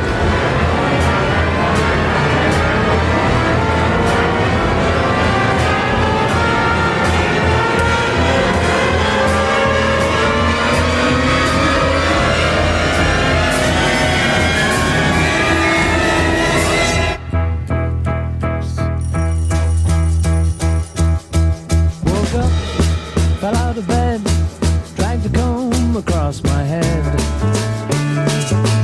Found the way downstairs and drank a cup. And looking up, I noticed I was late. Found my coat and grabbed my hat. Made the bus in seconds flat. Found my way upstairs and had a smoke. Had a smoke? Somebody spoke and I went into a dream. All right, so we've all heard this song. I'll bring it down. But A Day in the Life. But it's in the headphones even right now. If you two gentlemen, sounds amazing. Amazing. Awesome. Love it. This just in, the Beatles and this album, Sgt. Pepper's Lonely Hearts Club Band. Got to check this band out. It's good. Yeah, let's go on a limb here and say it's pretty good. We're going to do a deep dive on this. Is this the album? I just saw that Brian Wilson biopic, so it's in my head, but Yeah. Pet Sounds influences this album. Oh, yeah. Sgt. Pepper's Lonely Hearts Yeah, Club we talked Band. about that last. Just a week ago. Yeah, just a week ago on last month's episode. That's right. And like the singing on it too. Like, aren't the Beach Boys all over this? Like, they, Not on this. Not on this one. No, not yeah, on yeah. this song. But was it the other? Yeah. 1967, everybody. Wow. We're in 1967, a Lennon-McCartney. So John Lennon contributed, what does he do? The opening and closing sections are mainly John. Paul contributes some the middle section. But all four Beatles are involved in like shaping this arrangement we're listening to right now in the headphones. And George Martin. George Martin, of course, the fifth producer Beatle. extraordinaire. Absolutely. Yeah. So, or they be talking about the drugs, okay? So the line, I'd love to turn you on, got this song banned by the BBC. Wow. Hold on, give me that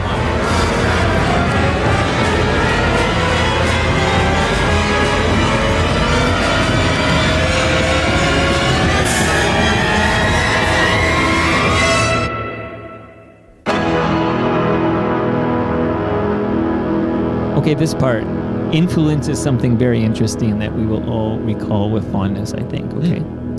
So I'll bring it. It's hard to interrupt this song. It calls for so long.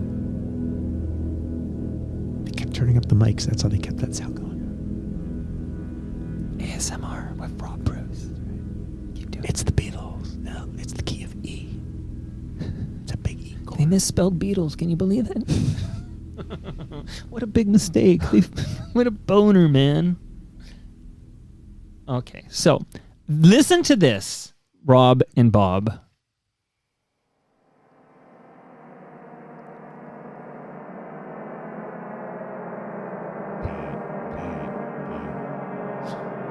Close, right?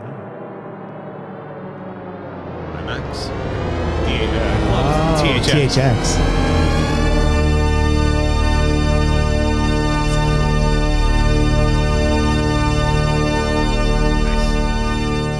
The audience is listening. I like a good like a good musical jingle, like a little tag, like boom boom boom boom, like Yes. Intel Inside. I like those a lot. What do you think of By Menon? I like that. I like it. We tried to come up with one on the Humble and Fred show. It was one of my favorite moments we ever did. Really? Oh yeah. But it was Curtis, who's now on the morning show at Legends or whatever it's called down at 105.7, used to be Easy Rock, and he was an intern on the show, and we had him go off and do one for us. Wow. And he just came back with him going boop boop boop boop bop, and it just because it was so unexpected, it was one of my funniest memories of the Humble. Funny. Both all of us killed ourselves. And can you believe one of those two gentlemen phoned us earlier today? Live on the air. Act doesn't know he was on this episode. Mike, you'll go back and listen. I was narrating. I was doing some voiceover while you were on the I will phone. go back and listen. Yeah. So, because it was a boring chat too. I didn't know it was gonna be that boring. Yeah. So I thought it'd be more spicy. But this that thing, that THX sound I just played, is called Deep Note. Yeah. And it was absolutely inspired by the Beatles song "A Day in the Life." By that big glass piano chord. Yeah. Super cool. So you mentioned sort of apparently it was 34 hours. It took 34 hours to perfect that orchestral cacophony. Wow. Well, and there's a lot of neat kind of outtake kind of things. The whole song was 34 hours, but a lot of it was that final chord. And you can hear George like counting the orchestra in. Like there's outtake versions and stuff online, and they were counting off all those bars of music, and he was basically having the orchestra start at a low note and move up to a high note, and they count to like 18 whatever. I want to give credit to the guy who put that deep note together, inspired by A Day in the Life, and also something by this guy named Bach. Yeah. Oh. Whoever the hell that. I think it's Batch. Actually, I think you call it Batch. Oh, I did like. Was it 18 in Life? Right? Yes. Sebastian Batch. Johann Sebastian Batch. Right? It must be him. Okay. But the guy who did put that together, his name is James A. Moorer. So sort of like our guest. What was our guest's name? Jim Moore. So this guy's name. Jim Moorer. What the heck? Moorer. So it's you go from Rusty to THX. That's unbelievable right there. Here. That's cool. Where do I want to go? Just that's a very that song is critically acclaimed. You might know A Day in the Life. It's on many of your like top song lists. CBC's 50 tracks put it very high. Q Magazine listed the 50 greatest British songs of all time, and it was at the top. Mojo's 101 greatest Beatles song, they put it at number 1. Wow. Okay, it was nominated. The greatest Beatles song. A Beatles song, wow. Yeah. But there's a lot of competition, you might know. The only other one I can think of that might switch spots with it sometimes is In My Life, which is also like one of those big, top Beatles songs. Everybody's got their own favorite Beatles song. What's yours? Got to Get You Into My Life. What's yours, Bob? Number 9. No, I love. It would have to be something off the White Album. I don't know what though. It was nominated for Best Arrangement Accompanying Vocalist or Instrumentalist at the Grammys in 1967. Wow. I don't know what the heck. I can't picture the Beatles giving a shit about the Grammys. Not like at all. Nothing. Like not caring at all. Even at the very beginning. Nope. Just not giving a shit about the. You know what else they didn't give a shit about, which I think is really interesting for me, technically as a musician. They didn't give a shit about stereo.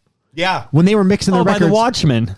Really? Yeah, wow. When they were mixing the records, they were mixing them for the radio, and it was all mono, right? Yeah. Stereo was kind of, it wasn't a new thing, but they didn't really care. So they would mix the records with George, and they would get a good mono mix, and then they'd leave him to do the stereo. Let him do whatever, we don't care. Well, I mean, is it so cool. Twist and Shout, the very first, is all vocals on one side, pretty much. Right.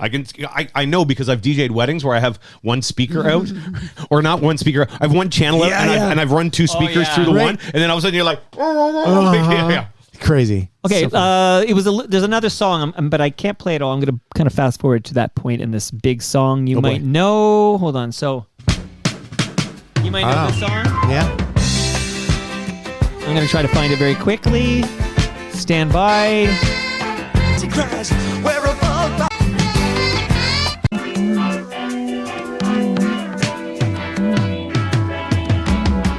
Have you been on America? Just you and your idols. David Bowie.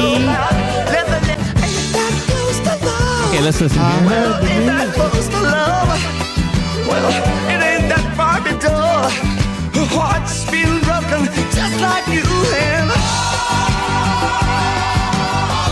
all night. What the young American. Young American. All right. You want the young American. You ain't a pimp, you ain't a horse. A pimp's got a Cadillac, a lady got a Chrysler. Black's got the stack, white's got a soul train. Mama's got cramps and look at your handshake. I heard the news today, oh boy. There it is. Okay, worth the wait, everybody. Worth the wait. So, I heard the news today, oh boy, is a direct allusion to A Day in the Life by the Beatles. It appears a couple of times in Young Americans. Love it. And that one dance song that can make me break down and cry. We don't kick out a lot of David Bowie on Toast. If you notice that. I love Bowie. I know. Yeah, he doesn't come up. And I'm not going to play this whole thing, but we played him earlier, so I just thought I'd point out this guy can sing anything, and he's just fucking rad.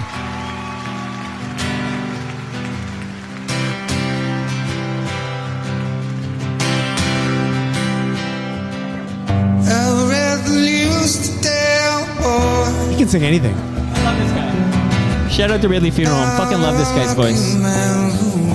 I shouted him out on my little video of my walk on the West Coast. Did you? On the west end of the city. The West Coast. The West end of the city. Can you tell me about that? Because on the live chat, Tyler Campbell says...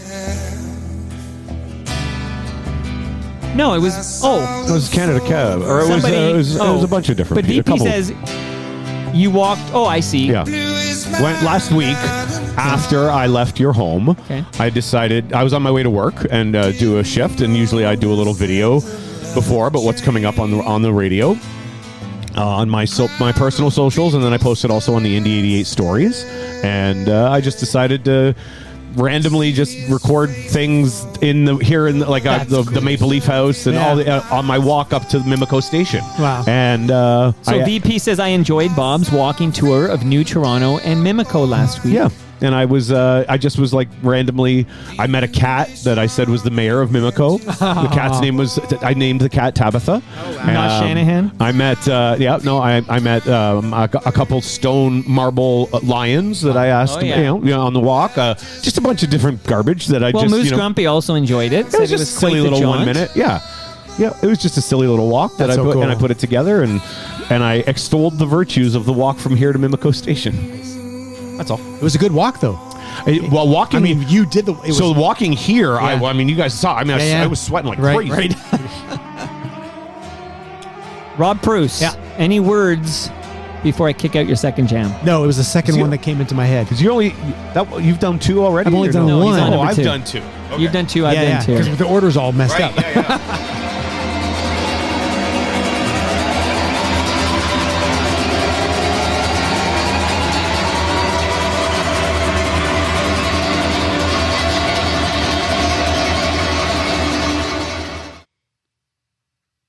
I did not do a good job on that. I feel ashamed. Fix it I in actually post. thought I had pressed play and then my apologies. I'm embarrassed.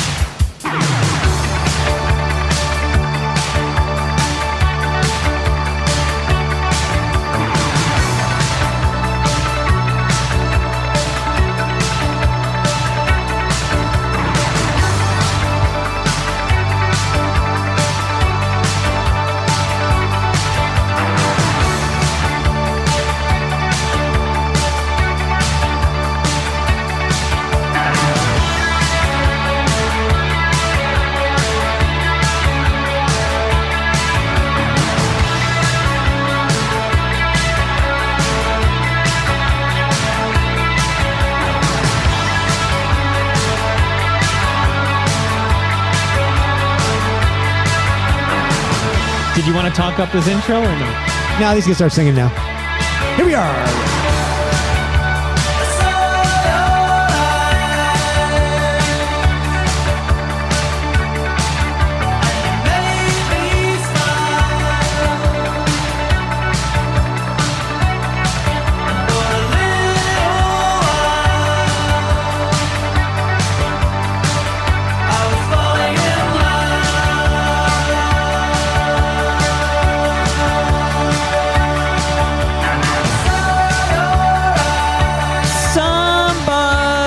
Somewhere. This was the beginning of all of it. Tell us what we're listening to. So it's Flock of Seagulls. It's called Space Age Love Song. It's not mentioned. It was on their first album, which came out in '82. And apparently, from reading on the line, the guitarist Paul Reynolds thought they should call it Space Age Love Song because it sounds like a Space Age love song. It's a very simple song. There's only the Platinum Blonde guys were listening. Yes, everybody was listening. I mean, we had a Spoon song that sounded just like this. Like, it's so funny to me now that I see what an inspiration they were to the music world in general, because there was nothing like this album when it came out. I mean, Iran was the big hit, of course, but the whole album was really just fantastic. And now the aforementioned Gord Depp is in that band. I know. I watched a clip of him playing the song from just a few weeks ago somewhere down in the States. It's so cool. Yeah. Does he still take your calls, Rob? Gord? Yeah, he takes my emails. He's a busy guy. It's funny, he's way busier with Flock of Seagulls than with Sandy, in the Spoons world. But it's good. I'm glad for him to be a part of this band because they're on these lost 80s tours doing all these crazy gigs, so super cool. Yep. 1982, you said? Yes. This sounds very 19 to me. Well, you guys are so young. Yeah. It's very 1982. We were there though. You were there. Rob's we Bob's did about to turn 50. summer of '82. We played with this band, at the police picnic at the CNE. Yeah. And so we were the first band. Then it was Flock of Seagulls, and then it was Joan Jett, and then the Talking Heads, and then the Police. Crazy. And Flock of Seagulls were brand new at that time as well. So it was a cool bill for all of us. Yeah. What a crazy lineup. Those police picnics were crazy. It was unbelievable. I know. Rob, I have a question for you. What is the second biggest hit? Like, if you ask the average music fan, what's the second biggest hit from Flock of Seagulls? I think there's a song called Wishing, If I Had a Photograph of You, which, if You would heard say it, that's the second? This would be the second, wouldn't it? Iran and then this. Would you think of this? Like, I would say between those two. Oh, see, I know where I know this and Iran. The one you're saying I don't know. If you heard it, I'm not sure I even know this. Oh, you Really? don't know Space Age That's Love what Song? I'm not sure I did. Oh, we used to play this on Sunday nights. That's at why I Whiskey think you might know Saigon. it more. Yeah. Wishing was more of a traditional kind of a pop song. Okay. So. Oh, maybe, yeah. Yeah. It's sort of like when you were talking, Mike, to Sophie B. Hawkins, and she mentioned that second song. And I was like, I don't think I know that song. And it's you started Then you playing play it. it, I was you're like, oh, I do "Of know that course. song." Oh my God, Yeah. of course I forgot about Yeah. that song. Yeah. Absolutely. Sophie B. Hawkins. Great taste in men. Yeah. Oh, well. That makes them feel good. That's It right. was nice. I wasn't unprovoked. Yeah, but she's I'm on Zoom with she's her. omnisexual. She doesn't care about men or women. She cares about what she feels. Isn't which that is pansexual? I don't know. Oh, there's a difference. I think no. Monica looked up the difference because we thought pansexual and omni. I think pansexual is you don't care about the gender. Right. Like you're sort of in love with the spirit or whatever. Right. Yeah. And I feel omni is you like all genders, you're attracted to all genders, but you do actually care about the genitalia somehow. I don't understand. You think pansexual people don't care about genitalia? Yeah, like maybe pansexual people are really attracted to a spirit. Right, but you can't make a spirit come. Can you say that on Indie 88? I'd figure it away. You can say the C word. I could figure it away. You figure it away. I could figure it away. I wouldn't do it during Come on, the day. feel the noise. I wouldn't do it during the day, but in the evening, if I were on, I'd figure it away. Canada Kev says that song sounded like Iran or whatever at the beginning. Is it called End Iran or is it called Iran? Iran. And then I think sometimes in brackets it even says so far away. Yeah, in you're right, parentheses. Okay, no, we're not talking about the country Iran. Right? No, that's right. And only Americans pronounce it Iran. So that's Iran. Yeah. Is that president still alive? Can you do that? You know Google what? I was going to mention to you guys last night. I was going down a funny, weird rabbit hole if you Google Putin poisoned Trump. Oh, holy fucking shit! Sorry. Well, that's a long way to go. But Yeah, you we'll go back in the news. But if we stick to facts, Yeah, but but we're not spend too much time on that, but if we stick to facts, he hasn't made a. And he might be making one right now. Like I think he's scheduled for 2. I know. But he hasn't made. It's been days. Since he made a public We'll mark appearance, Trump's which is make- unusual for him. We'll mark the date of this episode, and I was like reading these things last night. They were like these speculative things about their meeting in Alaska. I was like, holy shit! Like nobody would put anything past anybody these days with these. Well, we've seen bloated. What do you call that? Swollen 2 p.m. ankles. today. He's making a talk. So, he's making it. Interesting. Okay, so we've seen swollen ankles and we've seen bruising on the hands. Like these are like objective facts. We've seen this from reputable journalists have reported it. Photographs. Yeah. Reputable? So reputable. Reputable. Both. They're both reputable and reputable. Reputable, man. Brewery. Okay, but the bruising, as a fellow blood thinner taker, although I have no bruising, you'll see here, you do bruise easily when you're on blood thinners. Yeah. So maybe maybe he's got congenitive heart failure, and the world can rejoice soon. What do you think? Dong, and Rob Preuss never got home. When it happened. Yeah. Never got home. Okay. That's right. Now. So, Any final words to say about Flock of Seagulls? No, nothing actually. No fun facts. No Do nothing. they take your call? Who's the main guy again? Mike Score. Yeah, right. Is his name. Will he take your answer your email? No, but you consider him an FO. You consider Flock of Seagulls FOTM. So, okay. You need to talk if to a Mike Score. member of a band comes on turn mic, I say that's an FOTM I band, know, right? it's true. Yeah, so yeah. the fact is, as we speak, I know. Gord Depp is a member I of know. Flock. Sticks as an FOTM band. I know, it's so funny to me. I know it's But true. that's though. just, I know. I'm not even playing. I bet you could get Mike Score on the bass if he had, if there was a Flock of If he was Seagulls thing. around, yeah. For sure. Well, he does those bowling alley shows, right? Yeah. And he's Ed an Sousa. FOTM. Yeah, that's right. Ed There Sousa. you go. Yep. Ed Sousa. Yep. Like there's a connection there. Okay. It's all connected. Like all you need to know is that mid-year is an FOTM. That's okay? right. That's all you need to know. Who's up? It's the great Bob Willette. Yes. Bob, any words? I know you love this band. I can't wait to kick it out. No, sorry. I was just trying to see what Philippe Auger Aliciem is doing. I thought you were going to check and see if the guy was still the guy was alive. Yeah, no, he did. 2 p.m. The president's making an announcement from the Oval Office. They said. Is it going to sound like when Rob Preuss made those jingles? Is it going to sound like AI? It might. You never know. It might. Weekend at Bernie's. Yes. Very Weekend at Bernie's. So, as opposed to the Beatles, who are the most influential, most important band in the history of rock, this album and this band means absolutely nothing to anybody but me. Really? Well, they have one hit. They're a one-hit wonder. Huge hit, this, and it had 2 waves. It did, yeah. So, but when we thought of when the idea was that there's a title and it's the song. I love this band. I think they're so underrated, and they got messed up in all the buyouts and whatnot between Universal and London Records and all these different things. This is Harvey Danger again. I know I've kicked them out before. But I sent Mike the lyrics, and I'm going to show Rob the lyrics to read along to, because it's like they spoke to me in a way that no other band did. It was 1997 for whatever reason. I loved it, and this song is called Terminal Annex. Okay. And just there's the lyrics. If you This is your third song, right? Yeah, this is it. Holy crap. Yep. Yeah, but we've been at it 2 hours. I'm exhausted. We're actually going long here. Oh man. Oh, I thought it was going to be move short. into the country. No, And it's called what? Terminal Annex. There's a couple lines that just really resonated with me. I'll tell you about what. the Toronto neighborhood, the Annex. Here's something beautiful, now smash it to bits.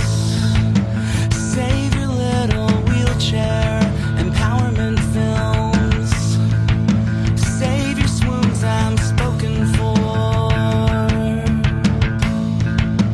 It isn't pretty to think so, but I can't feign interest now.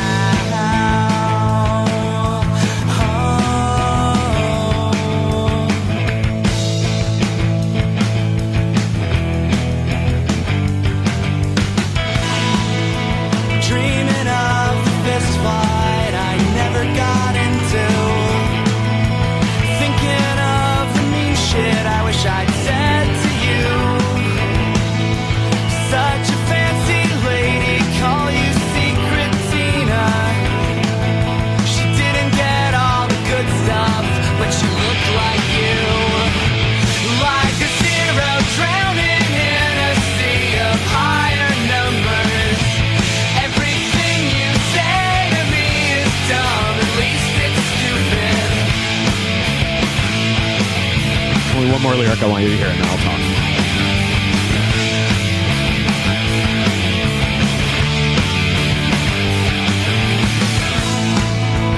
20 heavy hammers smashing down. Here's a doorstep you can never darken. You complain about an overflowing cup. Don't forget that I'm the one who filled that fucker up. Right?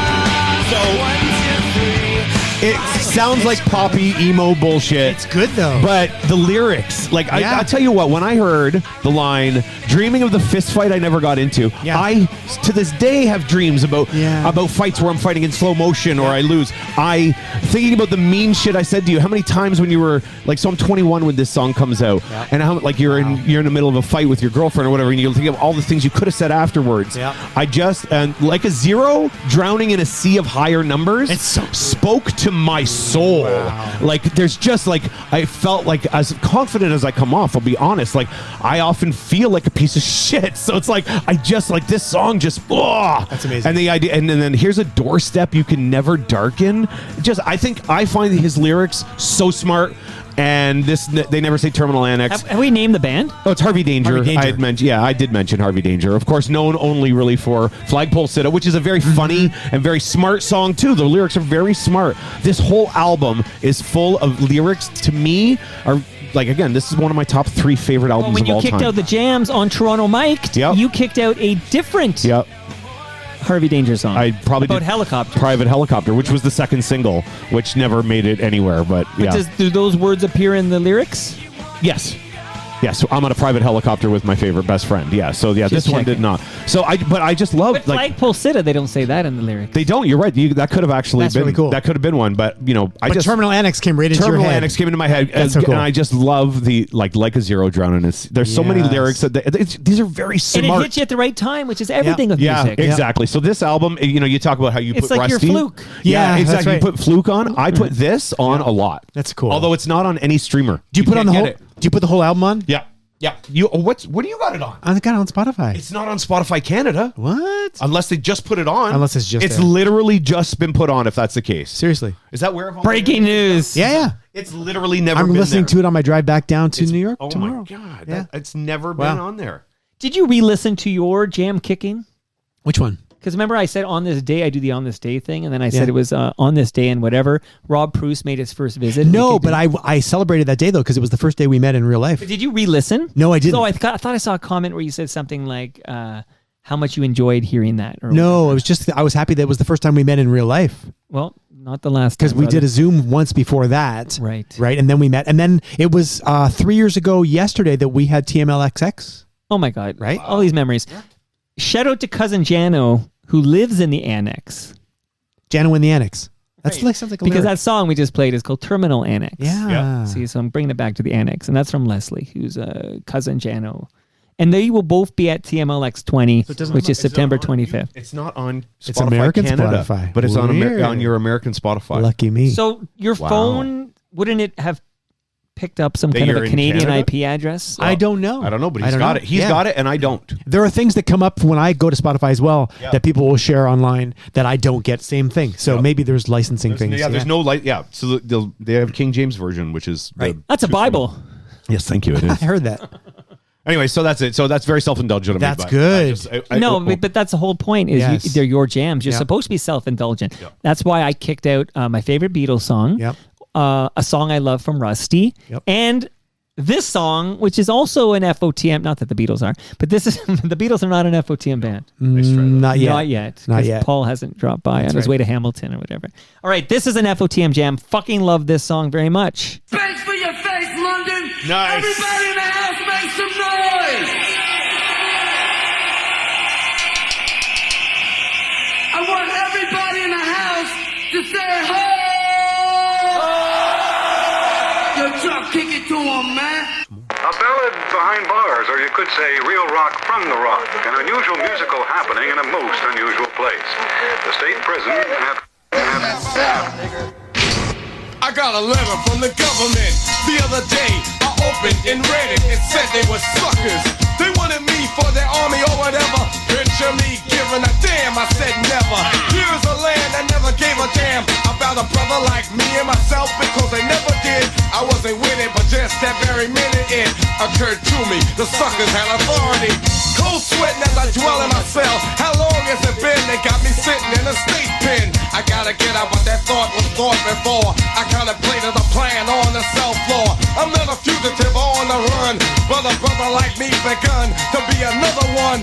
Public enemy serving time. They drew the line, y'all. They criticized me for some crime. Nevertheless, they could not understand that I'm a black man and I can never be a veteran. On the streets of situations unreal, I got a raw deal. So I'm looking for the steel. Hey, yo, Chuck, you serious? You in the justice, man? Word 'em up. I'm looking for that steel. Yo, man, we gonna break you out of there, man. Black Steel in the Hour of Chaos. This is Public Enemy. It takes a nation of millions to hold us back. The album comes out in 88. This song is released as a single in 1989. I recorded the video. They played it during a Spotlight. Do you guys remember much music Yes. Spotlight? Yeah. Then I recorded the Public Enemy Spotlight, and I got the video on VHS. Wow. Because shockingly, it was not on high rotation on Much Music, but I got it on the Spotlight. That's and, cool. Killer sample. So there's a piano sample that is underneath this song. Yeah. Do you know? I'm dying to know if you know, because you're a pianist. No, I don't know. 'Cause I like saying the word pianist. You do. So you don't know where this sample comes from. You want me to tell you? Can you give me a hint? Legend. Nope. Bob Marley? Not Bob Marley.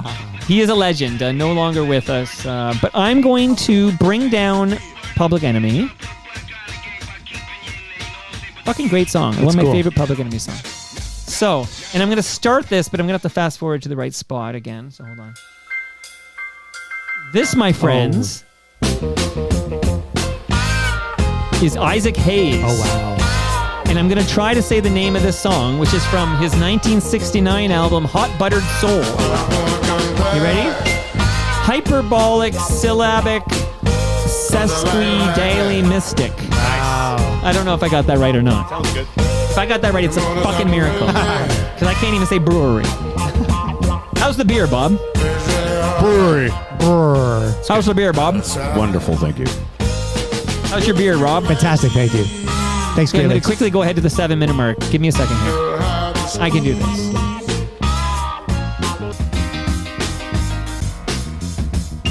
Okay, Oh, there it is. That's it. I'm actually going up further.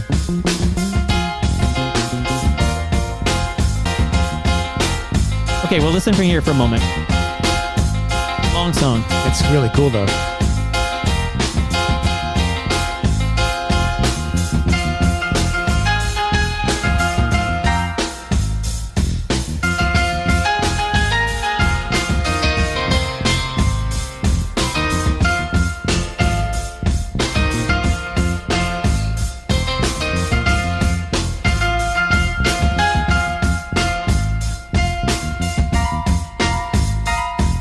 There it is.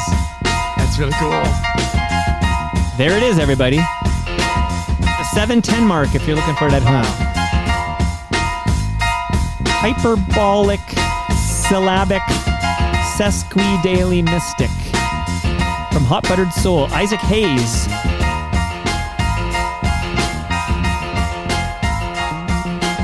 I'm going to listen to this whole album when I'm driving home because I'm just looking at it on Wikipedia. Hot Buttered There's- Soul? Yeah, there's 2 songs on side 1. There's 2 songs on side 2. That's it? Yeah, that's it. And one of them, the first song is a Burt Bacharach cover, Walk On By. Oh, wow. But he does it for like 12 minutes. Of course he does. And then on side, and then there's this Yeah. hyperbolic song, and then the side 2, he does the Jimmy Webb song By the Time I Get to Phoenix for 18 minutes. And then Public Enemy did By the Time I Get to Arizona, which is built on By the Time I Get to Phoenix. Yes. And that's on the next album, Holy crap. Apocalypse 91, The Enemy Strikes Back. I love learning shit like this. So what I liked about, a lot of things I liked about Black Steel and the Hour of Chaos, but Yeah. one thing is they would do this thing that, I don't know, I just wasn't familiar with it, where they sampled themselves. So like there'd be these scratch breaks, that was Terminator X, of course, Yeah. but you'd get like, Now They Got Me in a Cell, and that's from Bring the Noise, or Death Row, What a Brother Knows. Like these are parts of Bring the Noise. So they would sample, and it's on the same album. So Bring the Noise was a big jam. You might know the Anthrax version, but it was a big song on the same album. It Takes a Nation of Millions to Hold Us Back, and it would get sampled in this song, Black Steel and the Hour of Chaos. Wow. But, you know, Bob earlier mentioned Live to Airs with Martin Streak. Yep. You did that, right, Bob? I did indeed. Did. Okay, there's a song you might have heard on a Live to Air from Martin Streak, which is a cover of this song, but it's a rad cover. Okay, trademark Toronto Mike. I'm the only one who can say rad now. That is the thing that I say. So I'm just going to play a little bit of that as Isaac Hayes takes us out.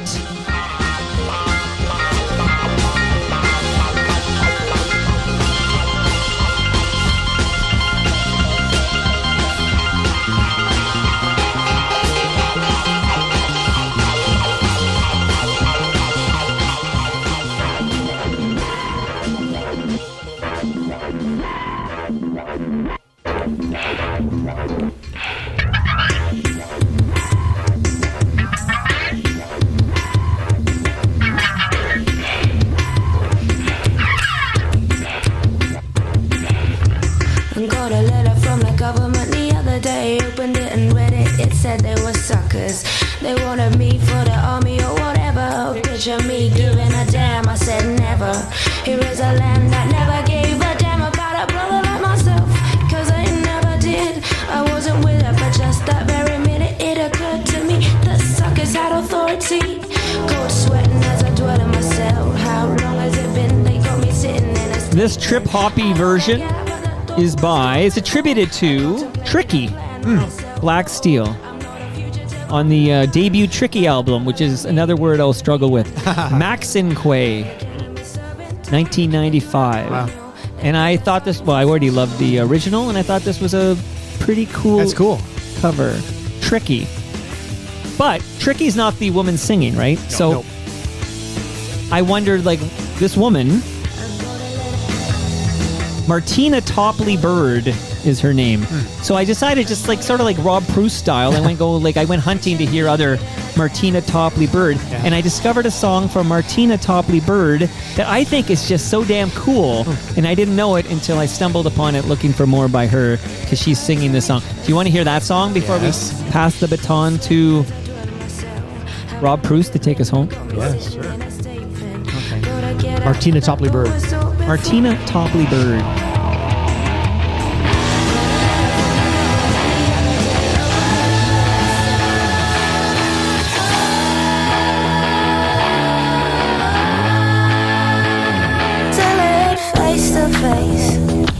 You got you a race, ain't got no time to taste low stars and fire. If I went away, you could walk today. Time walks the world away, and screw me, you try. You're gonna kill some, you're gonna freeze some, you're gonna lose someone, you're gonna fake some, you're gonna want some, you're gonna be someone. Like you're feeding me, don't make a mark. I just dug this song. Cool. It's really cool. Need one. Yeah. Let's get this on Indie 88. Sure. Okay. What year is it from? Sounds, I don't have an answer, but 90s. 1990s. You know the greatest decade of music, Bob? Yes. The 90s, yeah. Yeah. You know that, right? Yeah. Rob, have you ever closed a toast before? Never. Are you nervous? Nope. After this song, you realize Bob Willette is going to introduce the October. Yes. But you do realize, because we're doing this on September 2nd, it could be like... It could be 60 7 days weeks, almost. 8 weeks. We're going to forget. Things are going to happen. It's going to be a long time before the next toast. You don't know that. Well, I know it's going to be at least a month. Well, that's true. It's at least 29 days. That's It's right. going to be in October. That's right. Fucking cool. Okay, Rob, any words to say before your final, whatever we're calling Titleist jam or Lyricless title. Lyricless title. Oh, that's good. Yeah, no words. This was actually, the songs came into my head pretty much in this order as well. So yeah. Okay. And I am telling you this song was on my short list. Was it? Because I love this song. Okay. My favorite song by this Did artist. you have my actually. fun fact song as well? Did you know about that?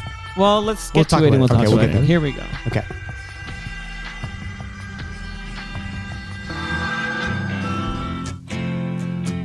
Smooth. Bones sinking like stones, all that we fall for. Homes, places we've grown. Dedicating this song to Damien Cox. And we live in a beautiful world. Yeah, we do. We live in a beautiful world. Bones sinking like stones, all that we fall for. And homes, places we've grown, all of us are done for. And we live in a beautiful world. Rob, I'm bringing it down because your car has to be moved by 12:30. I've got a note from the boss. First song. Springsteen called me. It's the first song on Coldplay's first album, Parachutes. Yeah. Came out in 2000, yeah, 99, yeah, around there, yeah. You're supposed to know this stuff, Rob. Yeah, it's around that time. It's your fucking jam. It's around that time. But you know, Coldplay has become so ubiquitous in our world that it's, when I go back and listen to this album straight through, start to finish, I'm like, oh, it takes me right back to the turn of the century, and I love the sound of it. This sounds like way rawer, if that's a word. Yeah. Or Yep. way more raw. It's I cooler. suppose. I find it cool. It was It's more way- like what I like. Me It's way too. cooler, yeah, for sure. So So- that first song which I owned. Yep. I was tricked into thinking Coldplay was a pretty cool band. They were cool for a long Were they? Yeah, I think they were. I feel better because even the think they next were. album, No Rush of Blood to the Head. Yeah. I had that, and I thought that was pretty good. They were starting to get a little bit of the edge of the road at that point, though. Even to me, Chuck Klosterman, greatest line ever. I fucking hate Coldplay. He opened his book, one of his Really? books with it. Yeah, Oh, that's but funny. it was he did, and the funny thing is he didn't hate Coldplay. Yeah, of he course. just hated what they stood for. Sure. Yeah. and he said that since then. funny. Yeah, they're pretty they're polarizing. But they represented at the turn of the century. They represented a sound Yeah. that was moving forward. As far as here's some new music, here's CDs. Before streaming came along, they were in some film like indie films. They I were Garden almost State, I almost thought this was like it could have been stereophonics. Yeah. which is like way cooler than Yes, Coldplay. of course. Right? Big hit That's right. fans. Yeah, they're huge hip Stereophonics. fans, yeah. And because I saw them at an Edgefest or something doing Wow. Fiddler's They Green or cover, something. yeah, Wow. they cover, yeah. But I have a hip fact for you real quick before I lose it. Hot Buttered Soul, Yeah. which we heard that song Isaac I can't Hayes, say, yeah. was recorded in the same studio as Up to Here by the Tragically Hip. down in That's New cool. Orleans. That one, there? Memphis. Sorry. Okay. Yeah. Do you New know what was Orleans the is other- sinking. Yeah, Yes. that song is New Orleans singing. Anyway, that's cool. a fun fact from the VP here. And Canada Kev says that he would take Coldplay before Nickelback. Oh yeah. Yeah, probably. Yeah, yeah. I would too. It's a style preference, right? It's a genre yeah, preference. Yeah, for yeah, sure. for sure. But that's cool. So what's the name of the song? Leslie loves Don't Panic. Coldplay. It's called "Don't Panic." Yeah. Never says "Don't Panic." Never says don't panic. And who's doing the background vocals? As soon as a female in there. No, it's I think Was it's it still just Chris. him doing just Chris just doing doing the harmonies. high? Yeah. Yeah, that Maybe makes it's sense. Paul Langlois. There you go. So play my other one. I discovered this not until just last night, and I didn't know this because I don't know enough about Coldplay. They released an EP a year before the album came out. Oh, 4 songs, and this was on it.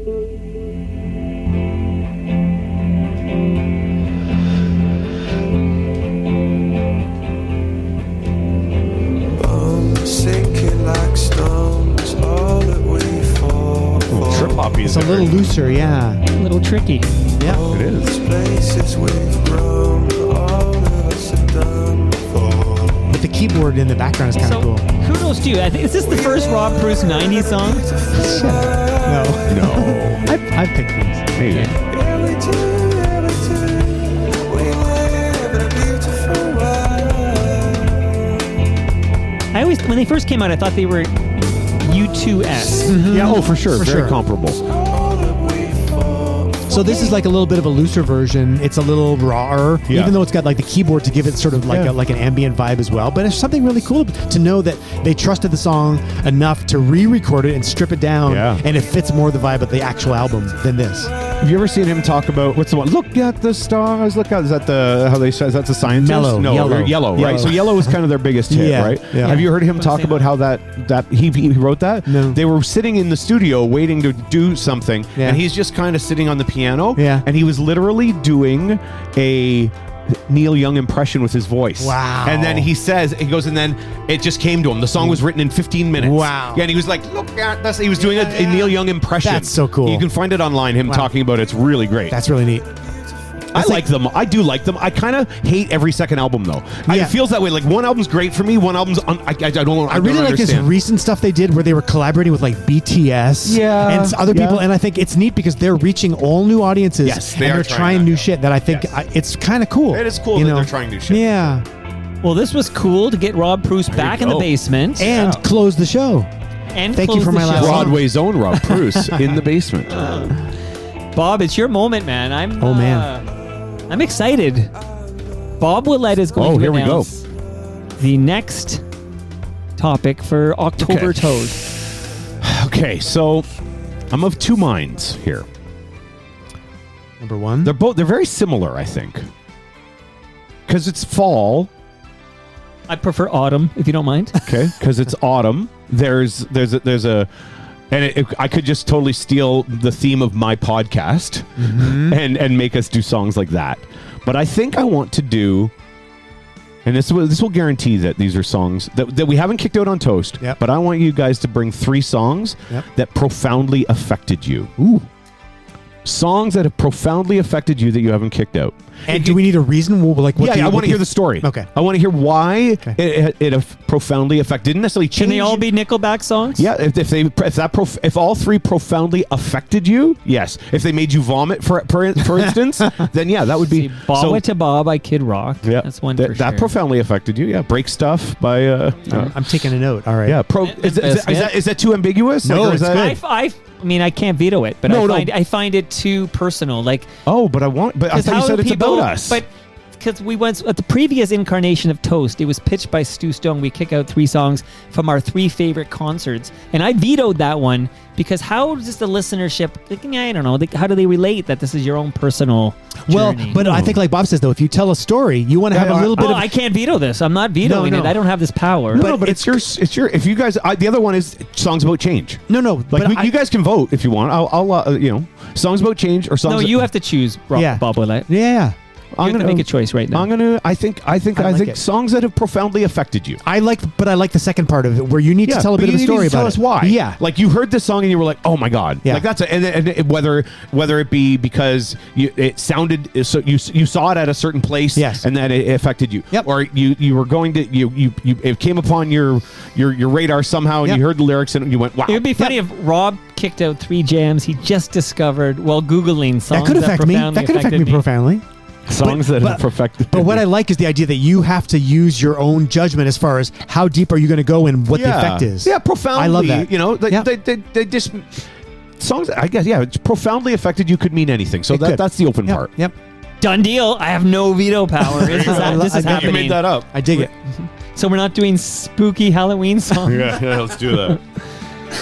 All right, thanks guys. So Rob, you'll let us know when you can return in October. It'll be for sure. And that brings us to the end of our 1,755th show. Go to TorontoMike.com for all your Toronto Mike needs. Much love to all who made this possible. That is patrons like... You owe me a new headset, Rob Preuss. You better have it with you in October. Patrons like you. Patreon.com/Toronto Mike. Become a member. I've never promoted it before, so we're going to see how this works. Great Lakes Brewery, of course, Palma Pasta, Toronto's Waterfront BIA, RecycleMyElectronics.ca, Blue Sky Agency, and Ridley Funeral Home. I'm going to my calendar to tell you my next guest on Toronto Mic'd is...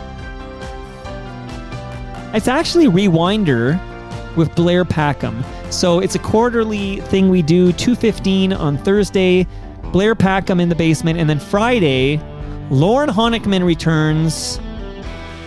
Don't miss either of those great episodes, I'm sure. See you all. Oh, and Kathleen Robertson is in the calendar to visit the next week. So Kathleen Robertson in the basement. Peace and love. Bye.